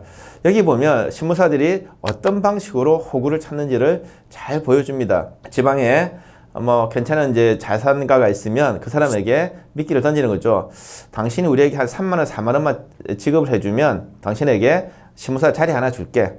그리고 월급도 깨줄게. 그러면 이 사람이 생각해보는 거죠. 내가 지금 돈은 좀 있는데 물려받은 것도 있고 근데 내가 아무 하는 게 없어. 근데 서울 가서 신문사에서 간부한다? 대단한 영예인데다가 월급도 한 200원, 300원 받으면 몇 년만 받으면 본전 뽑겠네 라고 한다는 거죠. 그러면 이제 이 사람이 들어와서 이제 일 맡으면 그 돈을 가지고 들어오면 그걸로 다 이제 외상값 다 갚고 빚는 거 다 갚고 난 다음에 또다시 경영난에 봉착하면 그 사람을 몰아내고 또 새로운 사람을 찾는 거죠. 약간 이런 것들이 조금 이제 관행이 있었습니다. 어떻게 보면 그런 사람을 찾는 거죠. 그래서 이제 이 주요한과 조병옥이 사람을 찾는데 마침 그때 적당한 사람이 또 올랐습니다. 같은 고향 평안도 사람이고 이제 광산으로 이제 일약 부자가 된 사람. 어떻게 보면 요즘 같으면 로또로 소위 말하면 이제 부자가 된 사람이죠. 평양북도 정주의 방응모라는 사람이었습니다. 자, 이 사람을 이제 소개받게 되는 거죠. 물론 이 사람 소개는 고일청이라는 당대 이제 평안북도의 의원한테 소개를 받습니다. 이 고 씨 같은 경우도 아주 재밌는 사람인데 19년 당시에는 상위 임시정부를 망명해서 주연 역할을 하다가 프랑스 유학 갔다가 사람이 바뀌어서 이제 친일파가 된 인물입니다. 어떻게 보면 총독부가 신뢰하는 인물인 것이죠. 어쨌든 방응모를 통해서 이제 자산을 반죽합니다. 방응모는 자신이 가지고 있던 금광을 팔아서 50만 원 정도를 조선일보에 투자합니다. 주식회사 새로 만들어요. 어쨌든 이 동호회 사람들은 방응모를 자신들의 영향력 아래에 있다고 생각하게 되는 거죠. 33년의 초반에 일종의 약간 파업이 벌어지지만 어쨌든 방응모나 이 주요안으로 봤을 때는 슬기롭게 극복을 하고 이제 발행권을 완전히 인수받습니다. 그리고 방응모가 33년 5월에 신문사를 완전히 혁신해서 새롭게 자기가 주인이 되는 거죠. 물론 사장은 조만식이고 자신은 부사장으로 앉습니다. 그리고 나머지 기존에 인수했던 동호회 사람들도 그 역할을 다 하고 있죠. 더 재미난 것은 33년 9월에 이제 동아일보에서 핵심적이었던 편집국장의 주필이었던 이광수, 그리고 교도 제국대학을 나와서 경제평론가로 날리고 있던 서춘이 동아일보에서 조선일보로 스카웃됩니다. 말이 되게 많았습니다. 어떻게 보면 이제 뭐 다 평안도 사람이니까 다 불러왔다부터 다 이야기하는데 사실은 동호회와 깊은 관련이 있습니다. 이 사람들은 동아일보에서 이제 조선일보를 옮겨와가지고 조선일보를 동호회 기관지처럼 만들려는 생각이 있던 것이죠. 그래서 이제 뭐 이광수나 서춘이 와서 주요한 역할을 맡습니다. 그러니까 서춘, 이광수, 그리고 조병옥, 주요한이 이 조선일보에서 핵심적인 일들을 맡아가는 것이죠. 물론 이제 조만 씨도 곧 물러나고 방응모 사장이 되었지만 신문 제작은 이 사람들이 맡고 있는 겁니다. 근데 상황이 자기들 원하는 대로 돌아가지 않습니다. 분명히 방응모는 자본만 되고 뒤로 물러나서 있어야 되는데 방응모가 전면에 나서서 이 동호회 활동을 제약하기 시작하는 것들이죠. 물론 자기가 직접 하지 않습니다. 당대는 이제 문석준이라는 사람을 이용하게 되는데요. 영업국에 있는 사람인데 이 사람을 통해서 이제 동호회 활동을 제약합니다. 그러니까 이제 드디어 안 되는 거죠. 1933년 12월에 이 주요한 간부 4사람, 이광수, 주요한, 서춘, 김계범, 이 4사람이 방응모를 만납니다. 미리 말씀 못 드렸지만 조병옥은 그 전에 사표 쓰고 나가버립니다. 내가 미국 박사인데 도저히 이 사람 밑에서 일을 못하겠다고 이제 미리 나가버렸죠. 남은 영화는 어떤 이야기 하느냐, 12월에 이제 이게 사실 그동안 알려지지 않았던 것인데 2가지 자료를 통해 증명이 가능합니다. 하나는 당시 조선일보에 있었던 한서랴가 이제 기자를 쓰는데 이 사람이 소설을 하나 쓰게 됩니다. 세로라는 좁은 길에서 소설을 쓰게 되는데 여기에 이제 이 과정을 아주 적나라하게 써놓았습니다. 물론 나중에 자기가 50년대 북한에서 자기는 이제 이 방응모뿐만 아니라 이 가짜 사회주의자를 몰아내기 위해서 활동했다라는 이야기가 되는데 그런 게 하나 있고, 또 하나는 경무국에서 경찰에서 보고서가 남아 있습니다. 어떤 거냐, 4사람이 사장을 부릅니다. 야, 너 약속이 다르다. 너 와서 돈만 내고 우리에게 모든 걸 맡기기로 했는데 왜 네가 직접 이 신문사를 네가 다 주도하려고 하느냐라고 이제 압박을 가하게 되는 거죠. 방응모는 자기는 억울하죠. 내가 여기서 50만 원 금광을 팔아서 100만 원을 벌어서 50만 원 투자했는데 사실 내 신문인데 왜 니들이 낯설려 하겠지만 그렇게 까지는 않습니다. 서로가 이제 직접적으로 이렇게 분명한 요구는 뻔한데 대놓고 이야기진 않죠. 어떻게 하느냐, 그 다음에 이제 신복을 이야기하는 거죠. 야, 영업국에 그 사람이 우리가 출장 갈 때마다 자꾸 방해를 해. 뭐 지급도 잘 안 하고 이런 방식으로 해서 뭐냐면 그 사람 잘라라 이야기하게 되는 거죠. 근데 방응모가 들어주지 않습니다. 내가 보니까 뭐 규정대로 하고 있는데. 자, 그러면서 어떻게 보면 그날 이 압박이 아무 실효가 없어집니다. 어떻게 보면 동호회가 안창호를 모시기 위해서 조선일보를 인수하고 그리고 이제 방응모를 투자자로서 했는데 방응모로서는 인대해서는 내가 왜 당신들에게 말을 고분고분 들어야 돼? 생각이 바뀐 거죠. 결국 이날 협상이 결렬되면서 이제 4사람이 동시에 사표를 씁니다. 뭐 네 알아서 마음대로 해봐. 근데 방응모가 사표를 선별해서 수리해버리는 거죠. 실제로 신문을 이렇게 제작하고 있던 주요한의 사표, 편집국장 사표를 수리해버립니다. 그리고 이광수는 못 가게 잡아요. 나머지 3사람은 붙잡습니다. 서춘은 이때 완전히 이제 넘어서면서 방응모의 신복이 되고, 이광수는 끊임없이 나가려고 합니다. 내가 더 이상 여기서 할 일이 없어. 근데 이제 못 가게 붙잡으니까 남아있는 거죠. 그러다가 이광수는 아들의 죽음을 계기로 해서 5월쯤에 이제 조선일보를 물러나게 됩니다. 결국 동호회가 안청호를 해서 조선일보를 인수해서 운영하려고 했는데 사실은 방응모에게 갖다 바친 꼴이 되었죠. 방응모는 어쨌든 이걸 계기로 해서 조선일보 내에서 확고한 영향력, 지위를 획득하게 됩니다. 그리고 한국 언론사에서 언론의 상업화, 언론이 더 이상 이제 뭐 명예로운 집단이 아니라 기업으로서 나아가게 되는 중요한 계기가 됩니다. 자, 안녕하세요. 장신입니다. 오늘은 조선일보 사장 방응모에 대해서 이야기하겠습니다. 뭐 아시는 분은 잘 알겠지만 어떤 분은 너무 생소할 수 있습니다. 방응모. 그냥 뭐 이렇게 속된 말로 이야기하면 지금 조선일보 방씨 가문의 창업자라 될 수 있겠죠. 그럼 이 방응모는 어떤 사람인가 하는 것들을 조금 설명하면서 이 방응모와 조선일보의 관계를 좀 이야기할 수 있을 것 같습니다. 방응모는 평안부터 정주 사람입니다. 학력은 잘 알려져 있지 않고요. 그렇게 특별히 뭐 신식학교를 다녔다고 나오지 않습니다.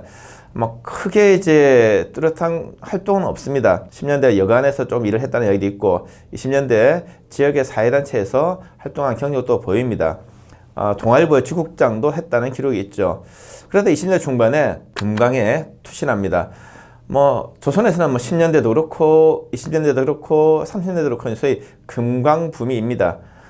요즘 같은 뭐랄까요, 그냥 주식붐, 뭐 아파트 아니면 뭐 이렇게 가상화폐, 소위 말하면 가장 돈 되는 사업 중 하나가 금강이었습니다. 뭐 금강에는 원래부터 금강 그 광산업을 하는 사람도 있었고 뭐 작가도 나가고 은행원도 나가고 한몫 보는 사람들은 뭔가 어쨌든 허가권을 얻어서 땅을 팔아 다녔습니다. 방응모도 그런 사람이었죠.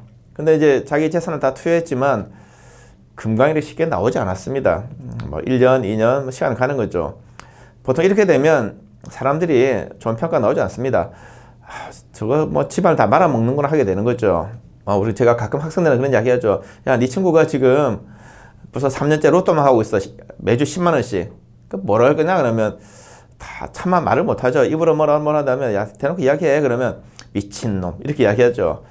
아마 거의 그렇게 들었을 겁니다. 광산에 미친 사람, 금강에 미친 사람. 그런데 이제 갑자기 노다지가 터졌어요. 지금 같으면 로또를 한 200억짜리 맞았다 생각하시면 됩니다. 그러면 이제 주변 사람들 태도가 달라지게 되는 거죠. 야, 역시 의지의 사나이, 인내력이 짱. 방응모가 어쨌든 엄청난 대박을 터뜨리고 난 다음에 그 광산이 조선에서 몇 손가락 가는 광산이 됩니다. 당연히 이제 돈을 벌었으니 몇 가지 해야 되겠죠. 첫 번째는 이제 집을 새로 짓고 고향인 정주에다가 엄청난 기와집을 짓습니다. 그리고 새 차도 하나 뽑아요. 그 차도 유명합니다만 새 차도 뽑고 그리고 나면 이제 뭐냐, 소위 이제 명예를 좀 가지고 싶죠. 내가 이 돈에 걸맞는 지위가 좀 필요합니다. 근데 쉽지가 않아요. 그 두 가지가 있는데 하나는 이제 정치에 들어가는 거예요. 물론 정치라고 해서 지금처럼 권력이 있지는 않습니다. 다만 당시에는 이제 31년부터는 이제 도회가 돼서 약간 의결권이 주어지지만 지방의회 의원이 되는 거죠. 어떻게 보면 중추원 의원, 뭐 국회의원급은 아닌데 상당히 지역에서는 힘 있는, 물론 선거로 뽑힙니다. 나갔는데 처음에 2등으로 뽑혔어요.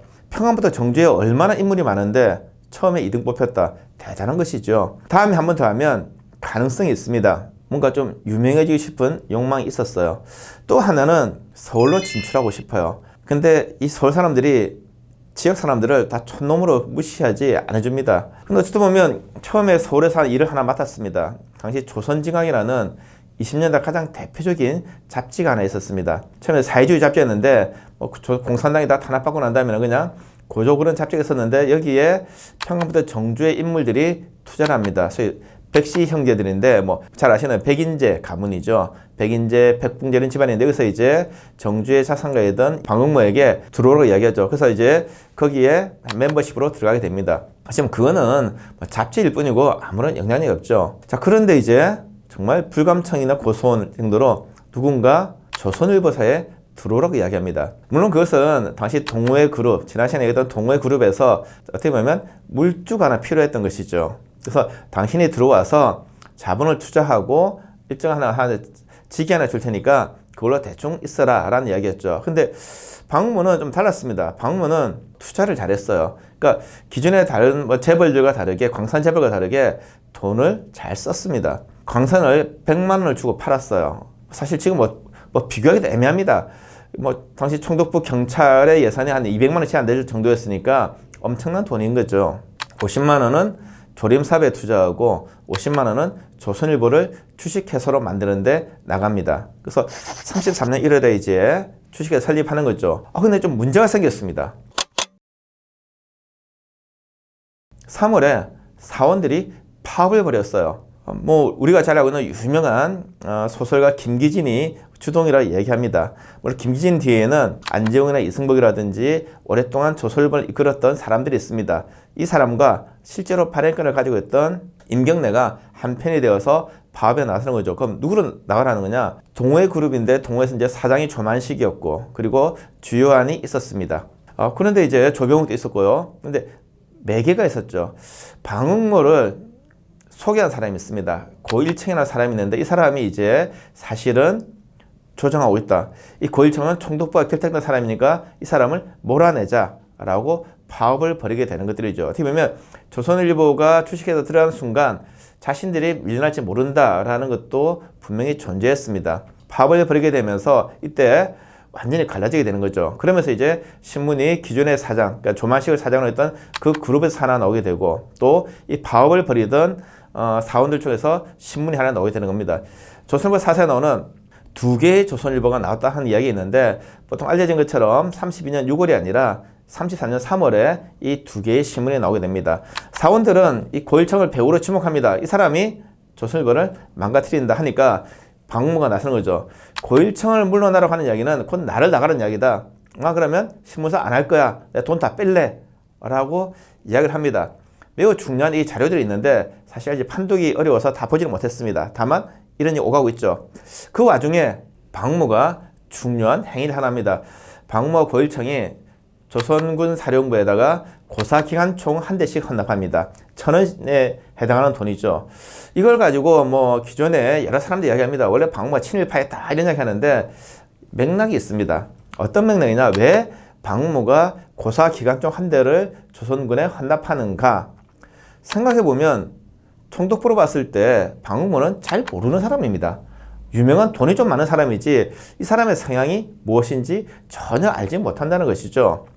자, 그러면 임경래라는 사람은 이제 고리대금업자라서 난 돈을 받고 싶을 뿐인데 저 사람들이 나에게 돈을 줄지 안 줄지 모른다는 거죠. 더 중요한 것은 총독부가 임경래에게 발행권, 사장이라는 지위를 넘겨주게 되었을 때 후회했다는 거죠. 이것 때문에 너무 시끄러웠어요.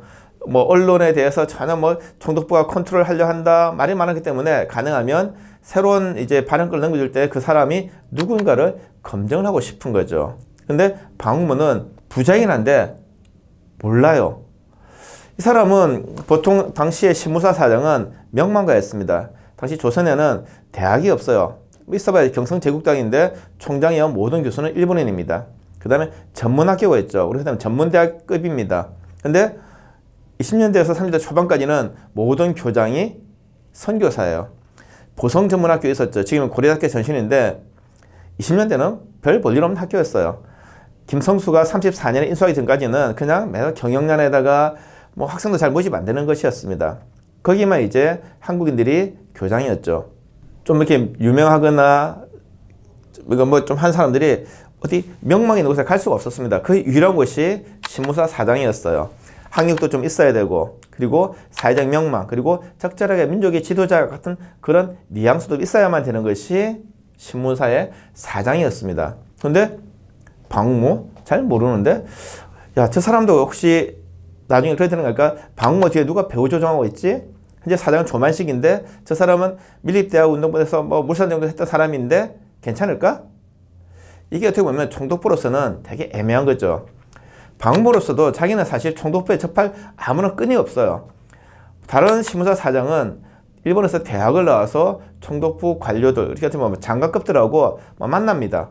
근데 자기는 만날 레벨이 안 돼요. 뭔가 자기를 드러내야 되는 것이죠. 고사기관적 헌납은 우리가 보는 자료들은 34년 4월 1로 되어 있지만 실질적으로는 이제 한참 파업이 벌어지고 그리고 총독부와 교섭이 오가던 그 시점에 이루어진 것입니다. 총독부가 봤을 때는 괜찮네. 고일청치 소개로 받았는데 이 사람이 우리에게 기간적 헌납할 정도로면 나쁘지 않구나. 어떻게 보면 그 마크의 교섭이 이루어졌던 것이죠. 그러면서 이제 갑자기 임경래가 발행권을 방무에 팔아버립니다. 그리고 파업은 끝나고 일단 휴가 나죠. 다시 이제 34년 5월에 조선일보가 새롭게 나오게 됩니다. 물론 사장은 여전히 조만식이었어요. 자기는 부사장이었습니다. 곧 조만식은 물러나고 방무가 사장 자리에 들어오게 됩니다. 어떻게 보면 자연스러운 수순이었던 거죠. 방무가 사장이 되면서부터 이제 한국 신문의 판도가 바뀝니다. 공격적인 경영을 해요. 이미 이때부터 벌써 사옥을 새로 짓기 시작했기 때문에 동아일보 맞은편에다가 동아일보보다 더 큰 새로운 신문사 사옥을 짓고 있습니다. 그리고 일본에 가서 오사카에다가 영업을 해요. 그리고 일본의 기업가들을 불러가지고 광고를 따는 거죠. 접대도 하고 신문이 이제 이익을 보는 곳으로 바뀌게 되는 거죠. 신문은 민족운동기관이 아니라 이제 기업으로 바뀌게 되는 거죠. 이익을 내지 못하면 의미가 없습니다. 방문은 조선일보를 운영할 때 이 원칙에 철저했어요. 이후에 중요한 국민의 두 가지 있습니다. 일장이 말소 사건 이후에 어떻게 태도를 취할 것인가, 그 다음에 총독부가 폐간을 건의했을 때 어떻게 할 것인가, 철저하게 무엇이 이익이 되는가를 보게 된다는 거죠. 조선일보가 막대한 자본력을 이렇게 벌이니까 동아일보도 따라오지 않을 수 없고, 돈이도 없던 조선중앙일보도 뭐 가랭이 찢어져 가면서 이제 경쟁에 들어와야 되는 거죠. 이 말은 뭐냐면 결국은 이제 과거의 신문사라는 곳 자체가 민족운동 기관에서 이제 이익을 보는 기업으로 바뀌었다는 뿐만 아니라 기자들의 성격도 바뀌게 된다는 거죠. 20년대만 하더라도 이 기자들이 뭐 압수를 한번 당하면 야 오늘 한 건 했네 라고 했지만 이제 30년대 그러면 안 된다는 거죠. 사장실에 불려가거나 편집국장실에 불려가지고 혼나야 되는 거죠. 너 때문에 손해가 얼만데. 이제 기자들도 월급쟁이가 된다는 거죠. 내가 함부로 했다가 잘리면 어떡하지? 앞으로 뭐 먹고 살지? 결국은 경영자, 어떻게 보면 사주가 편집을 제약하는 그런 상황이 벌어지게 되는 것들이죠. 물론 이것은 나중에 37년 이후에 친일화되는 과정이 의사입니다. 자, 방문은 이렇게 해서 이제 장악하게 되는데, 물론 이때가 완전히 끝난 게 아닙니다. 지난 시간에 동호회 이야기를 했지만 방호회는 끊임없이 견제를 받았습니다. 자, 그런데 이제 동호회를 견제할 때 뭐냐면 항상 자기가 나서지 않고 다른 사람을 쓰게 됩니다. 이때 중요한 사람이 문석준이라는 사람입니다. 고등사범학교를 나와서 보성고등보통학교에 교사를 하다가 학생들의 명예와 관련해서 잘립니다. 어떻게 보면 소위 해고되는 거죠. 그 다음에 사실 그 관계가 좀 애매한데 어느 날 갑자기 박무와 만나서 박무의 오른팔로 활동을 합니다. 물론 이 문석준은 나름의 생각이 있었습니다. 자기는 정통 사회주의자인 것이죠. 박무를 통해서 이 조선일보를 사회주의자들의 어떻게 보면 본산으로 만들고 싶어 합니다. 근데 걸리는 것이 두 가지가 있어요. 하나는 김기진 같은, 어떻게 보면 파벌 같은 김기 같은 가짜 사회주의를 모는 거죠. 문필만, 말로만, 글로만 하는 사회주의를 몰아내고 실질적으로 운동을 하는 사회주의자들이 장악해야 되겠다. 그랬을 때 김기진과 이제 임경래가 3.3월에 파업을 벌여 나왔을 때 그들을 제압하는 제우선 역할을 이 문석준이 하게 됩니다. 자기는 가짜들을 몰아내는 과정이죠. 두 번째는 이제 동호회 그룹의 이 개량주의자, 뭐 흔히 말하는 민족주의자이긴 하지만 한편 또 개량주의라 부르기도 하죠. 그래서 이 개량주의를 몰아내는데 자기가 일조를 다 하게 되는 것이죠. 그렇게 되면 이 조선일보를 좀 보다 명확하게 사장은 박무이지만 우리가 좀 더 사회주의적으로 만들 수 있겠다라고 생각하는 거죠. 문석준이 전멸에 나서서 두 가지 싸움을 승리로 이끌어 나갑니다. 자, 그리고 난 다음에 이제 박무는 이 문석준을 계속 우대하느냐? 아니죠. 37주년 가게 되면 요 신문사의 운영 방향을 놓고 대립하다가 문석준이 스스로 나갑니다. 보면 그 이전에 조병옥이 나 더 이상 이 무식한 사람이 더 못해 먹겠다고 때려쳐 나가고, 그 다음에 문석준이 나가고, 나중에는 서춘도 나가고 다 나가게 됩니다. 어떻게 나갔느냐? 결국은 사람을 써서 앞에 나서게 해놓고 난 다음에 자신은 뒤에서 동의를 하는 거죠. 그렇지만 책임은 그 핵심 간부가 다 지게 되는 거죠. 이렇게 해서 이제 박무가 조선일보를 완전히 장악할 뿐만 아니라 이제 편집과 그다음에 경영 모든 면에서 이제 압도적인 지위를 차지하게 되는 거죠. 그리고 자기를 뒤에서 뒷받침해주는 사람이 조만식이 되는 거죠. 어쨌든 조만식은 이때 사장에서 물러난 뒤에 40년에 폐간할 때까지 조선일보 이사로서 박무의 든든한 후견인 역할을 합니다. 물론 박무가 아주 극진히 모셨던 것도 사실입니다. 박무의 한략상은 사실 이때에도 있지만 이제 일장이 말소 사건 이후 그리고 강제 폐간 때 다시 한번 이야기하겠습니다. 안녕하세요. 이제 장신입니다. 이 시간에는 동아일보와 일장이 말소 사건에 대해서 이야기하겠습니다.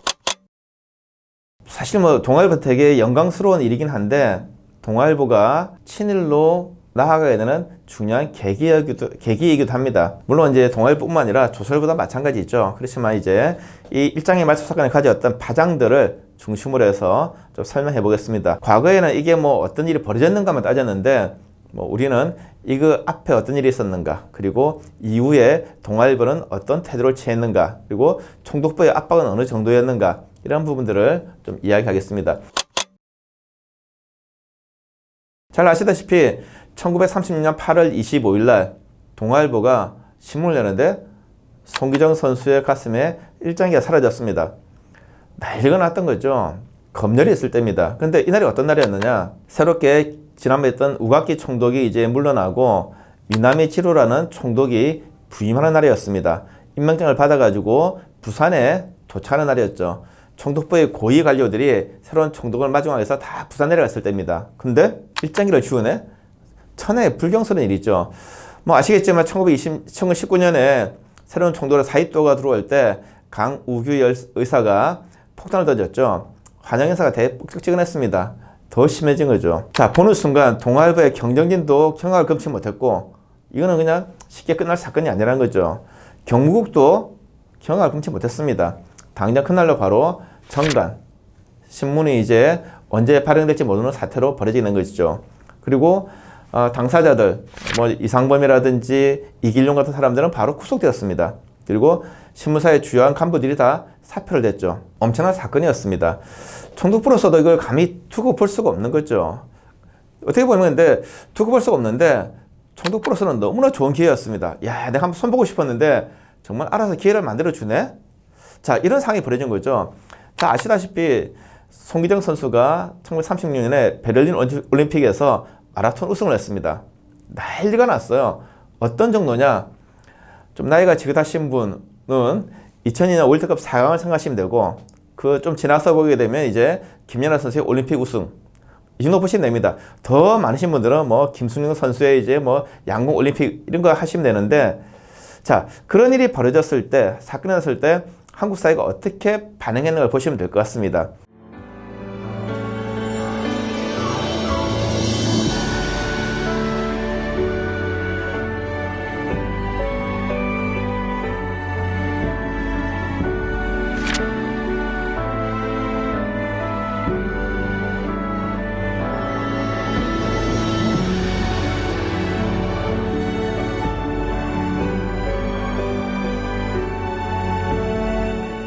채권을 만든다, 상금을 준다, 경력금을 준다 하게 되는 것들이죠. 이런 일이 막 벌어집니다. 그 다음에 자랑이죠. 송기정 선수는 뭐 지금도 항상 그 말이 많이 나왔지만 손기정이 아니라 기태의 손으로 나갔습니다. 일본식 이름을 달고 일본 일장이 달고 일본 선수로 나간 것이죠. 일본에서도 난리가 났죠. 육상의 꽃, 그다음에 올림픽 꽃인 육상에서, 그다음 마라톤에서 금메달이라니 일본인의 자랑이 되는 거죠. 물론 일본에서는. 조선에서는 조선인의 자랑이죠. 우리도 보시면 알겠지만 금메달 따고 나면 이제 대한의 딸 또는 대한의 아들, 그 다음에 뭐 서울의 아들, 뭐 경기도의 딸, 그리고 이제 제가 사는 뭐 남양주의 아들, 그리고 뭐 우리 동네, 읍내 가게 되는 거죠. 뭐 당연한 거죠. 마찬가지였습니다. 조선의 아들 쭉 가는 거죠. 총독부가 보니까 좀 찝찝해요. 우리 대일본 제국의 아들이라고 가야 되는데 왜 자꾸 조선만 강조하지? 심정은 이해가지만 바람직 같진 않다. 그렇다고 해서 이게 뭐 타착이도 좀 애매한 거죠.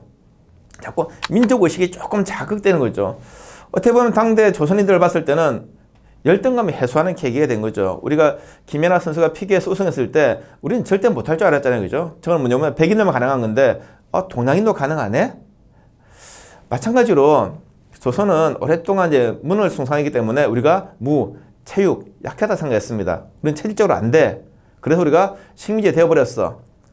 근데 세상에 우리가 가장 기본적인 것을 우승을 했다는 거죠. 우리가 대단한 민족이구나. 대단한 속성이구나. 우리가 더 이상 이게 주눅들 필요가 없네. 이런 것들이 자긍심이 올라온다는 거죠. 이것은 결국 뭐냐면 민족에 대한 자각, 그리고 우리가 식민지라는 자각들이 서서히 올라오는 거죠. 이 부분들을 총독부가 잡고 싶어요. 근데 안 되는 거죠. 좀 더 앞에 가게 되면 총독부는 30년대 초반에 조선의 신문들에 대해서 평가가 있었습니다. 자, 20년대처럼 총독부는 막 까지는 않아요. 막 비판하진 않아요. 논조가 좀 좋아졌어요. 왜? 신문들도 알거든요. 자, 신문이 기업으로 변화하고 그리고 이제 이익을 얻어야 되는데 압수를 당하거나 발행을 정지당하면 신문을 내지 못해요. 그러면 구독료 못 받죠. 광고주들한테 광고도 못 받아요. 영업 손실이 엄청난 거죠. 그래서 가능하면 이 신문사 편집국장들이 먼저 검열합니다. 야, 이거 한번 걸릴 것 같으니까 톤을 좀 낮춰. 단어를 좀 바꿔볼까? 어떻게 보면 과거처럼 이렇게 막 격렬하게 저항하는 것이 아니라 총독부를 의식하면서 기사를 편집하게 되는 거죠. 물론 너무 의식하면 독재들이 떨어져 나갑니다. 독재들은 총독부와 싸우거나 총독부를 까는 걸 좋아해요. 근데 너무 하게 되면 또 총독부의 눈치를 봐야 되는 거죠.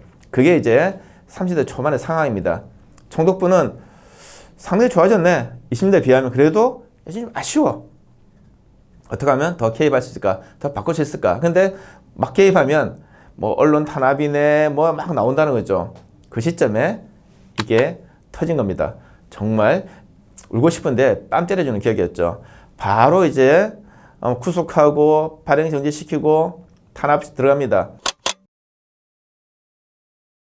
총독부는 뭘 원하느냐? 딱 두 가지를 원했습니다. 자, 지면이 바뀌길 원해. 지면의 쇄신. 소위 말하면 이제 우리가 원하는 방식으로 좀 좋은 기사 좀 써.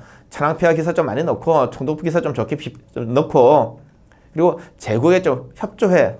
이게 총독부 입장이었는데 그걸 요구하는 거죠. 근데 지면이 바뀌려면 사람이 바뀌어야 돼요. 그러니까 인적 개편. 야, 기존에 해왔던 애들 다 나가고 새로 우리가 동의할 수 있는 사람들로서 이제 편집국을 한 꾸려봐. 어차피 지금 상황에서는 이미 물러났습니다. 사장이었던 송진우가 물러나고 심지어는 주주였던 김성수도 물러났어요. 그리고 이제 주식을 백지 신탁했습니다. 새로운 사장되는 사람이 다 물려줄게. 제가 아주 앞에서 이야기했지만 사장이나 중력, 전무나 중력이 되려고 하면 이제 주식이 일정 정도 소유해야 돼요. 그런 사람에게 다 물려주고 하는 거죠. 자, 그러면 이제 문제는 뭐냐? 어떤 사람을 사장으로 앉힐 것인가? 가장 중요한 거죠. 동아일보 이제 김성수와 송진호가 물러나고 난 다음에 사람을 자꾸 제시합니다. 총독부가 거부해요. 네 후배잖아. 뭐 너 고향 사람이잖아. 결국 네가 뒤에 다 조정할 건데 안 돼. 총독부가 사람을 추천합니다. 받아들일 수가 없어요. 오래 가는 거죠. 원래대로 빨리 협상을 해서 한 2달 정도, 길어면 3달 정도 해서 신문이 나와야 되는데 이게 정관 상황이 너무 길게 가는 거죠. 동아일보가 타격이 옵니다. 자, 최종 한 10개월 정도 가게 돼요. 신문이 10개월 나지 못하는 거냐면 우리가 제품을 10개월 팔지 못하는 거죠. 근데 기본 인건비와 뭐 이렇게 다 나가는 거죠. 적자가 말이 아니에요. 근데 동아일보니까 김성수가 그걸 뒷받침하고 있으니까 그래도 버티고 있습니다. 문제는 뭐냐? 빨리 풀어야 된다는 거죠. 자, 이게 서로 협상이 안 되니까 이제 동아일보사에서 소문을 내기 시작합니다. 야, 탄압이 너무 심한데? 이러면 우리 그냥 폐간해버릴 거야 라고 이야기를 하게 되는 거죠. 이 말은 뭐냐면 총독부가 식민지 통치를 하면서 우리가 그래도 언론 자유를 허용해줬다는 것을 강조하는 게 신문이었는데 폐간한다? 총독부의 통치 자체가 강압이다라는 걸 보여주게 되는 것들이죠. 자, 이걸 하게 되면 총독부가 그래도 움찔하면서 좀 양보할지 몰라 라고 했다는 겁니다. 근데 상황이 달라졌어요. 20년대 사이토 총독 그리고 우가키 총독과 다르게 이번에 새로운 총독은 미나미치로라는 총독입니다.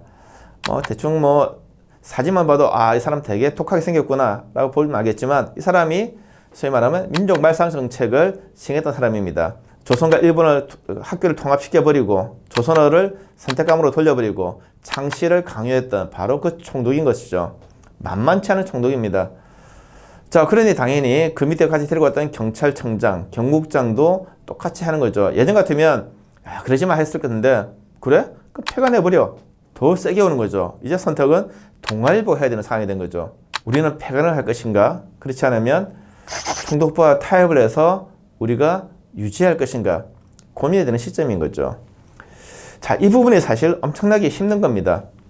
동아일보에 딸린 식구가 본사 사원법에 사원도 있지만 전국에 지국이 있어요. 지국의 사원들까지 하면 수백 명입니다. 자, 우리가 기업으로서의 운명 생각하면 이걸 유지를 해야 돼요. 총독부 입장을 받아들여야 됩니다. 근데 우리 신문이 어떤 신문인데 우리 2천만 민중의 표현균이라고 하고 그리고 민족주의의 어떤 한 상징이었는데 이걸 포기하라고 우리 그냥 명예롭게 죽을까? 이 딜레마에 쌓이게 된 거죠. 결국은 장고 끝에 동아일보가 기업을 택합니다. 이미 이것은 30대 초반부터 이제 조선일보가 촉발했던 신문의 상업화, 기업화의 하나의 역량인 거죠. 만약 20년대 같았으면 그냥 바로 그냥 폐간도 가능했을지 모르겠습니다. 그렇지만 30대 상황에서는 이제 동아일보는 살리겠다고 마음 먹는 거죠. 그리고 난 다음에 조건을 받아들입니다. 신문의 일면에다가 우리가 이런 잘못 저질렀으니까 다음은 하지 않겠다는 사과문을 씁니다. 또 그리고 이제 총독부로부터 일종의 보도 지침, 앞으로 신문을 낼 때는 어떤 것들은 어떻게 써야 된다는 지침을 받습니다. 그것을 수용하겠다고 이제 총독부에 한 거죠. 굴욕적이죠. 근데 동아일보가 나름대로 그래도 저항을 합니다. 왜냐하면 비록 우리가 지금 총독부에 이런 사과문도 쓰고 그다음에 이런 지침을 받아들였지만 독자들에게는 아니야. 그래도 우리가 최대한 그래도 행간의 의미를 파악할 수 있도록 할게 라는 것을 보여주죠. 그게 뭐냐? 그 다음날 그 유명한 보천보 사건이 터집니다. 물론 사실 그 사건 터지고 난 다음에 보도 시점이 풀린 거죠. 자, 이 보천보 사건은 다른 신문들도 다 대서특별했습니다. 사회면에 한 면을 다 차지하거나 절반 이상을 썼어요. 근데 동아일보는 호외를 2번 냈죠. 아시다시피 이 호외에 김일성 일파가 들어가 있습니다. 이게 너무 먼 훗날에 김일성이 전국적으로 유명해지는 계기가 되었죠. 뭐 그까지는 그다음 문제 하더라도 왜 동아일보는 호외를 2번 냈을까? 생각해보면 이 사건이 아주 간단합니다. 뭐 김일성이 직접 온 것도 아니고 국경지방에서 김일성의 희화의 부대가 국내에 들어와서 약간의 교전 끝에 일본은 다치게 하거나 죽게 하고 약간 불을 지르한 사건입니다. 아주 크지 않은 사건이에요. 근데 이 36년의 상황에서는 아주 큰 사건이라는 거죠. 이미 조선에서는 뭐 사회주의 운동도 거의 이제 꺾인 상태, 그리고 커다란 사회 운동이 잘 없는 상태에서 사람들이 이제 우리 일이 끝나는가? 근데 국경 밖에 있는 독립군, 뭐 항일 영군이긴 하지만 이 부대가 들어와 가지고 뭔가 싸우고 있다는 걸 보여주는 거죠. 엄청난 사건이었는데 이걸 이제 동아일보가 호해를 보는 거죠. 야, 우리는 다른 신문과 다르게 우린 끝까지 그래도 이 운동을 지지해라고 보여준 것이 바로 보천보 사건 호해였다는 거죠. 이렇게 가고 싶었어요, 동아일보는. 그런데 새로운 조건이 또 벌어지게 되는 거죠. 37년 7월 7일. 그러니까 어떻게 보면 정관 해제되고 한 달 뒤에 그 유명한 중일 전쟁이 터지게 됩니다. 일본이 이제 전쟁을 촉발하게 된 것이죠. 그러면 어떻게 되느냐? 전쟁이 터지게 되면 후방에서 딴소리하면 안 된다는 거죠. 모든 언론들이 이 전쟁에 집중하기를 바랍니다. 근데 당시 조선 사람들은 거기에 대해서 별 관심이 없어요. 그 너네 싸움이지 우리 싸움이 아니잖아. 왜냐면 우리는 뭐 당시 그 조선인들은 군대를 안 가기 때문에 내가 뭐 군에 갈 리도 없고 우리 후방에 하는 것도 없고 그냥 너네끼리 싸우고 있네. 이런 상을 바라보고 있었다는 거죠. 신문도 마찬가지였고 총독부로서는 이게 안 되는 거죠. 야, 시국의 인식을 철저히 하자. 지금 우리가 중국과 전쟁하고 있는데 후방에서는 안 되잖아. 물론 일본은 아주 다르죠, 분위기가. 그래서 어떻게 보면 신문사의 경영진들을 불러가지고 이제 협조를 요청합니다. 자, 시국이 시국이니만큼 이제 신문사에서 기사들을 이렇게 써달라 요청하죠. 일본의 신문들은 다 협조합니다. 근데 조선일보도 협조를 들어가요. 근데 동아일보가 협조를 하지 않습니다. 그러니 이제 한마디 하는 거죠. 야, 조선일보는 잘하는데 너네는 왜 안 해? 자, 그렇게 되면서 이제 한 9월쯤 되면 동아일보도 일종의 굴복을 하게 되는 거죠. 그러면 신문이 바뀌었다는 걸 어떻게 보여주느냐? 물론 이제 지침에 따르기 때문에 이제 천황의 사진은 항상 일면에 온다거나 과거처럼 이제 신년호 나올 때 천황이 딱 중심에 나오고 총독이라든지 이런 게 배치가 달라지는 거죠. 그 이전에 전쟁 보도가 달라지게 되는 겁니다. 과거에는 이런 식이었어요. 당시 중국에 이제 그 중국군이 이제 장개석이 이제 그 지도할 때니까 장개석, 그 다음에 진화, 중국, 그 다음에 일본군 이렇게 써요. 소위 말하면 너네 둘이 싸우는구나 이런 건데 이것을 바꾸게 하는 거죠. 어떻게 했냐? 일본군 대신에 아군, 황군, 그리고 이제 그 중국은 적군 이렇게 표현이 바뀌는 거죠. 소위 말하면 주적 관계가 명확해지는 거죠. 이렇게 되면서 이제 동아일보도 총독부가 원하는 방식으로 흘러가게 되는 것들이죠. 우리가 어떻게 보면 37년 7월 이후에 신문이 뭐 조선을 말할 것도 없고 동아일보도 친일화 되었다라고 이야기할 때 뭐냐면 바로 이런 일장기 말소 사건의 총독부의 억압과 그리고 여기에 대해서 동아일보가 우리는 어떤 신문이 되어야 될 것인가, 기업인가 아니면 민족을 리드하는 신문인가, 이 판단 속에서 기업을 택했던 결과라는 것이죠. 물론 한번 저항을 하긴 했지만 그것이 오래가지는 않았습니다. 어쨌든 그래도 40년에 폐간될 때까지 뭐 그냥 지면을 보면 사실은 매일신보 기간제 별 다를 바 없습니다. 하지만 나름대로 동아일보는 조금은 저항이라기보다는 총독부 뜻대로 가지 않겠다라는 것들은 조금씩 보이고 있었어요. 그 부분에 대해서는 강제 폐간을 이야기할 때 다시 한번 설명을 드리도록 하겠습니다. 네, 안녕하세요. 장신입니다. 이번 시간에는 창간한 지 20년 만에 동아일보와 조선일보가 폐간에 이르는 과정을 좀 설명하겠습니다. 흔히 우리 이제 강제 폐간이라 이야기하죠. 논쟁이 많습니다. 이제 강제냐, 자진 폐간 아니냐? 학자마다 생각이 달라요. 일단 결론부터 이야기하면 저는 어쨌든 뭐 강제 폐간이라고 봅니다. 그러면 왜 그렇게 보느냐를 좀 설명해야 되겠죠. 자, 그러면 사실은 이제 강제라는 건 뭐냐면 총독부가 압박을 해야 됩니다. 그럼 총독부는 왜 압박을 했을까를 먼저 설명해야 되겠죠. 우리가 알다시피 37년 이후에는 다 신문이 친일화되었다고 이야기합니다. 둘 다 뭐 매일신문인데, 기간지인데, 그래서 전쟁 보도하고 협조 잘하고 있는데 왜 없애? 전통적인 방법 한 첫 번째 이런 거죠. 이미 37년 이후에 중국과 전쟁을 했습니다. 생각보다 전쟁이 길어졌어요. 자기들은 38년쯤에 중국이 항복할 줄 알았다는 거죠. 전쟁이 길어지면서 사람도 많이 죽고 물자도 부족해져요. 결국 뭐냐면 후방에서 이제 통제가 들어가는 거죠.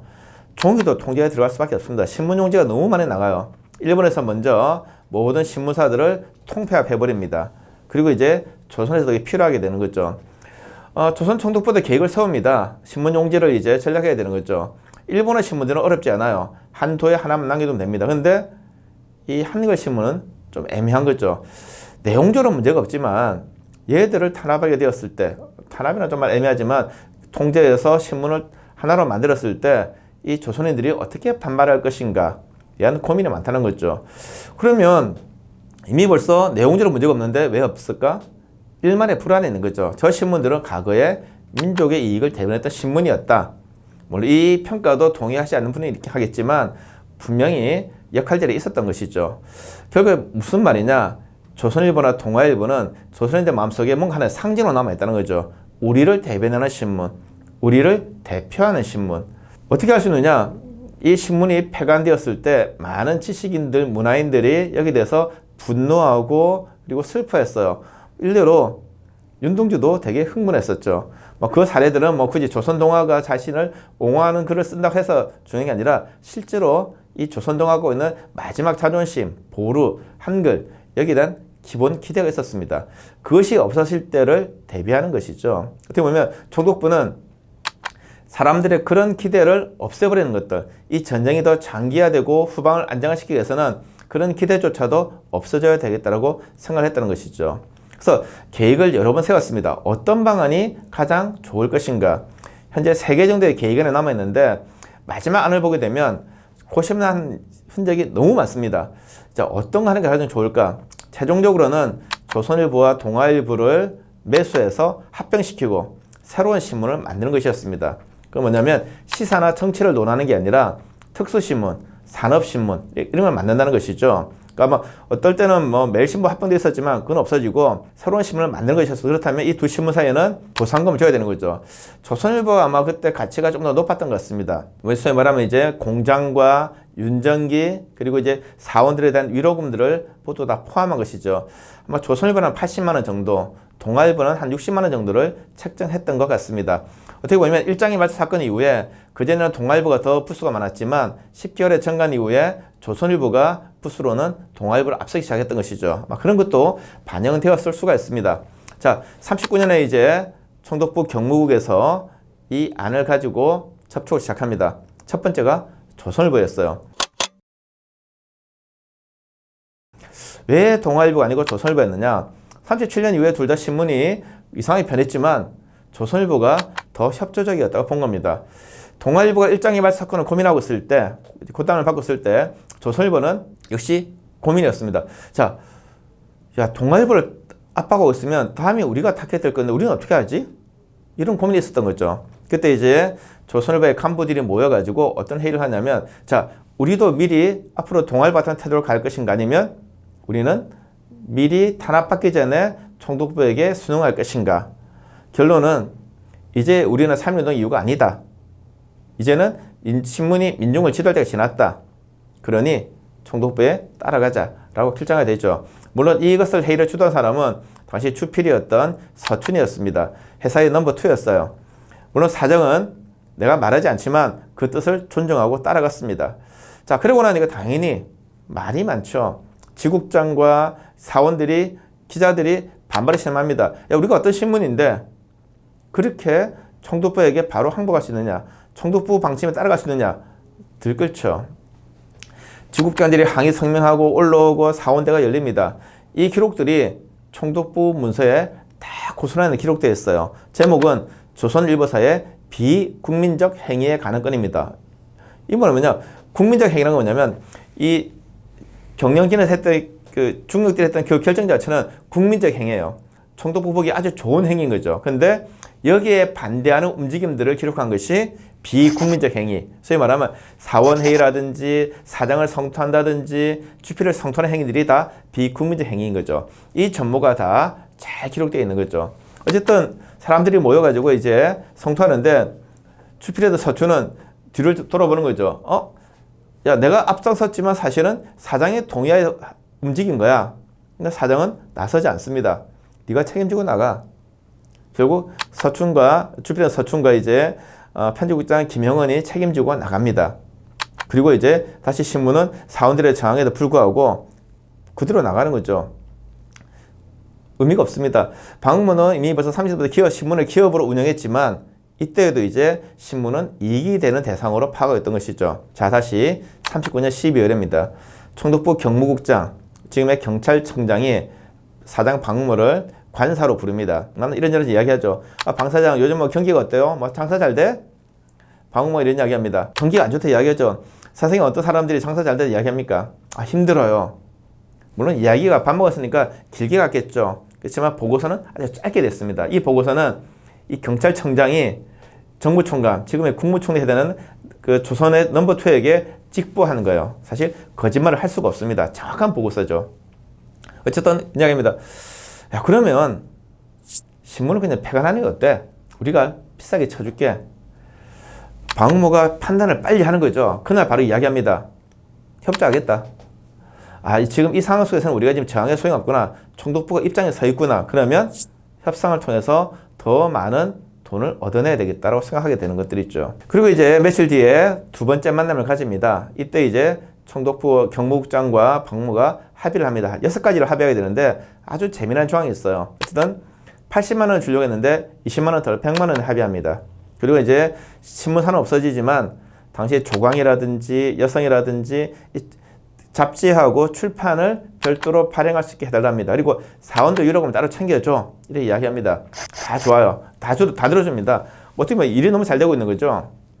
마지막 조건이 하나 있습니다.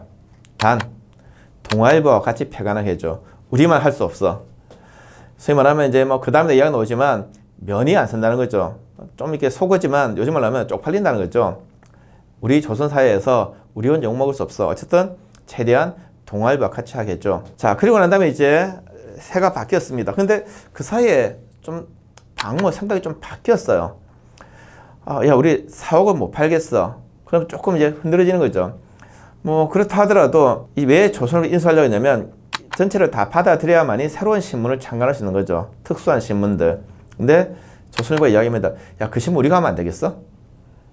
우리가 할 테니까 그냥 우리 4억하고 윤정이 안 팔게. 대신 확실하게 폐간은 할게. 2월 11일까지 폐간할게. 2월 11일은 한국의 우리의 개천절에 해당하는 일본의 기원절이에요. 매우 중요한 국경일인 거죠. 야, 그때가 마지막이야. 마지노야. 어쨌든 지난 10일 했던 결의를 좀 파기하고 뭐 조건을 달렸지만 2월 11일까지는 무조건 폐간계를 낸다 라고 합의를 하고 미리 써줘요. 그리고 단 하나, 동아일보도 같이 폐간하게 해줘. 이건 이제 놓치지 않는 거죠. 그랬을 때 이제 총독부도 알았어. 너네가 폐간계 놓고 나면 네가 이 각서 쓰는 대신에 그날 바로 다음날 내가 동아일보와 협상 들어갈게. 그렇게 해서 이제 조선일보는 폐간계를 제출합니다. 그리고 그 다음날 이제 경무국장이 역시 동아일보 간부 백관수하고 또 송진호를 부르는 거죠. 똑같은 이야기 합니다. 자, 시국 이래저래 하니까 신문사를 이제 조금 국책에 순응해서 폐간하는 게 어떻겠소? 라고 이야기하죠. 두 사람이 이제 즉답을 하지 않아요. 그래도 중요한 문제인데 며칠 생각할 여유를 달라 이야기합니다. 물러나와서 며칠 뒤에 답을 줘요. 절대 그럴 수 없다. 우리는 그냥 신문 운영할래. 그러면서 이제 동아일보는 다른 행동을 시작해요. 도쿄에 로비를 하는 거죠. 동아일보는 20년대부터 총독부하고 관계가 좀 있었어요. 이미 뭐 자치 문제를 가지고도 한번 얘기를 했던 것처럼 20년대 문화장치를 주도했던 총독부 관료들과 밀접한 관계를 가졌습니다.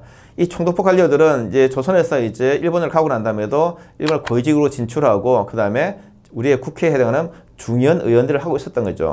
나름대로 조선에 대한 자부심이 있었기 때문에 조선통, 특히 우리 조선 전문가, 그래서 이제 중앙조선협회라는 로비단체를 만들어 놓고 이걸 통해서 조선에 대한 이익들을 좀 담보를 하고 있었어요. 당인에 가서 이야기하니까 자기들이 어렵게 만들어 놓은 이 신문사, 소위 말하면 이제 통치의 근본을 만들어 놓았는데 이 새로운 총독이 그걸 다 허물겠다는 거죠. 말이 안 되는 거예요. 일본의 국회에 열렸을 때 총독과 정부총관 불러놓고 이제 따집니다. 그런 일이 있다는데 사실인가? 아니다 이야기하죠. 우리 그럴 리 없습니다. 자, 바로 로비를 들어가는 거니까 이제 총독부가 또 부르는 거죠. 야, 너네 뭐냐 도대체? 수능해라. 거부를 하는 거죠. 그러니까 이제 조선일보도 이제 우리도 폐간 못해요. 우리는 끝까지 같이 폐간할 겁니다. 라고 이야기하는 거죠. 여기서 이제 공동투쟁의 신화가 생겼어요. 동아일보와 조선일보는 강제 폐간에 저항해서 공동투쟁을 했다라는 것이 두 신문의 역사서에 나와 있습니다. 사실은 달라요. 원래 동아일보는 자기만 하던 걸 주장했는데 조선일보가 한 60년대부터 공동했다 하니까 그런가 하면서 이제 사실 그걸 같이 쓰기 시작했어요. 왜냐하면 그때 당사들이 이미 다 죽고 없어가지고 증언할 사람이 없었던 거죠.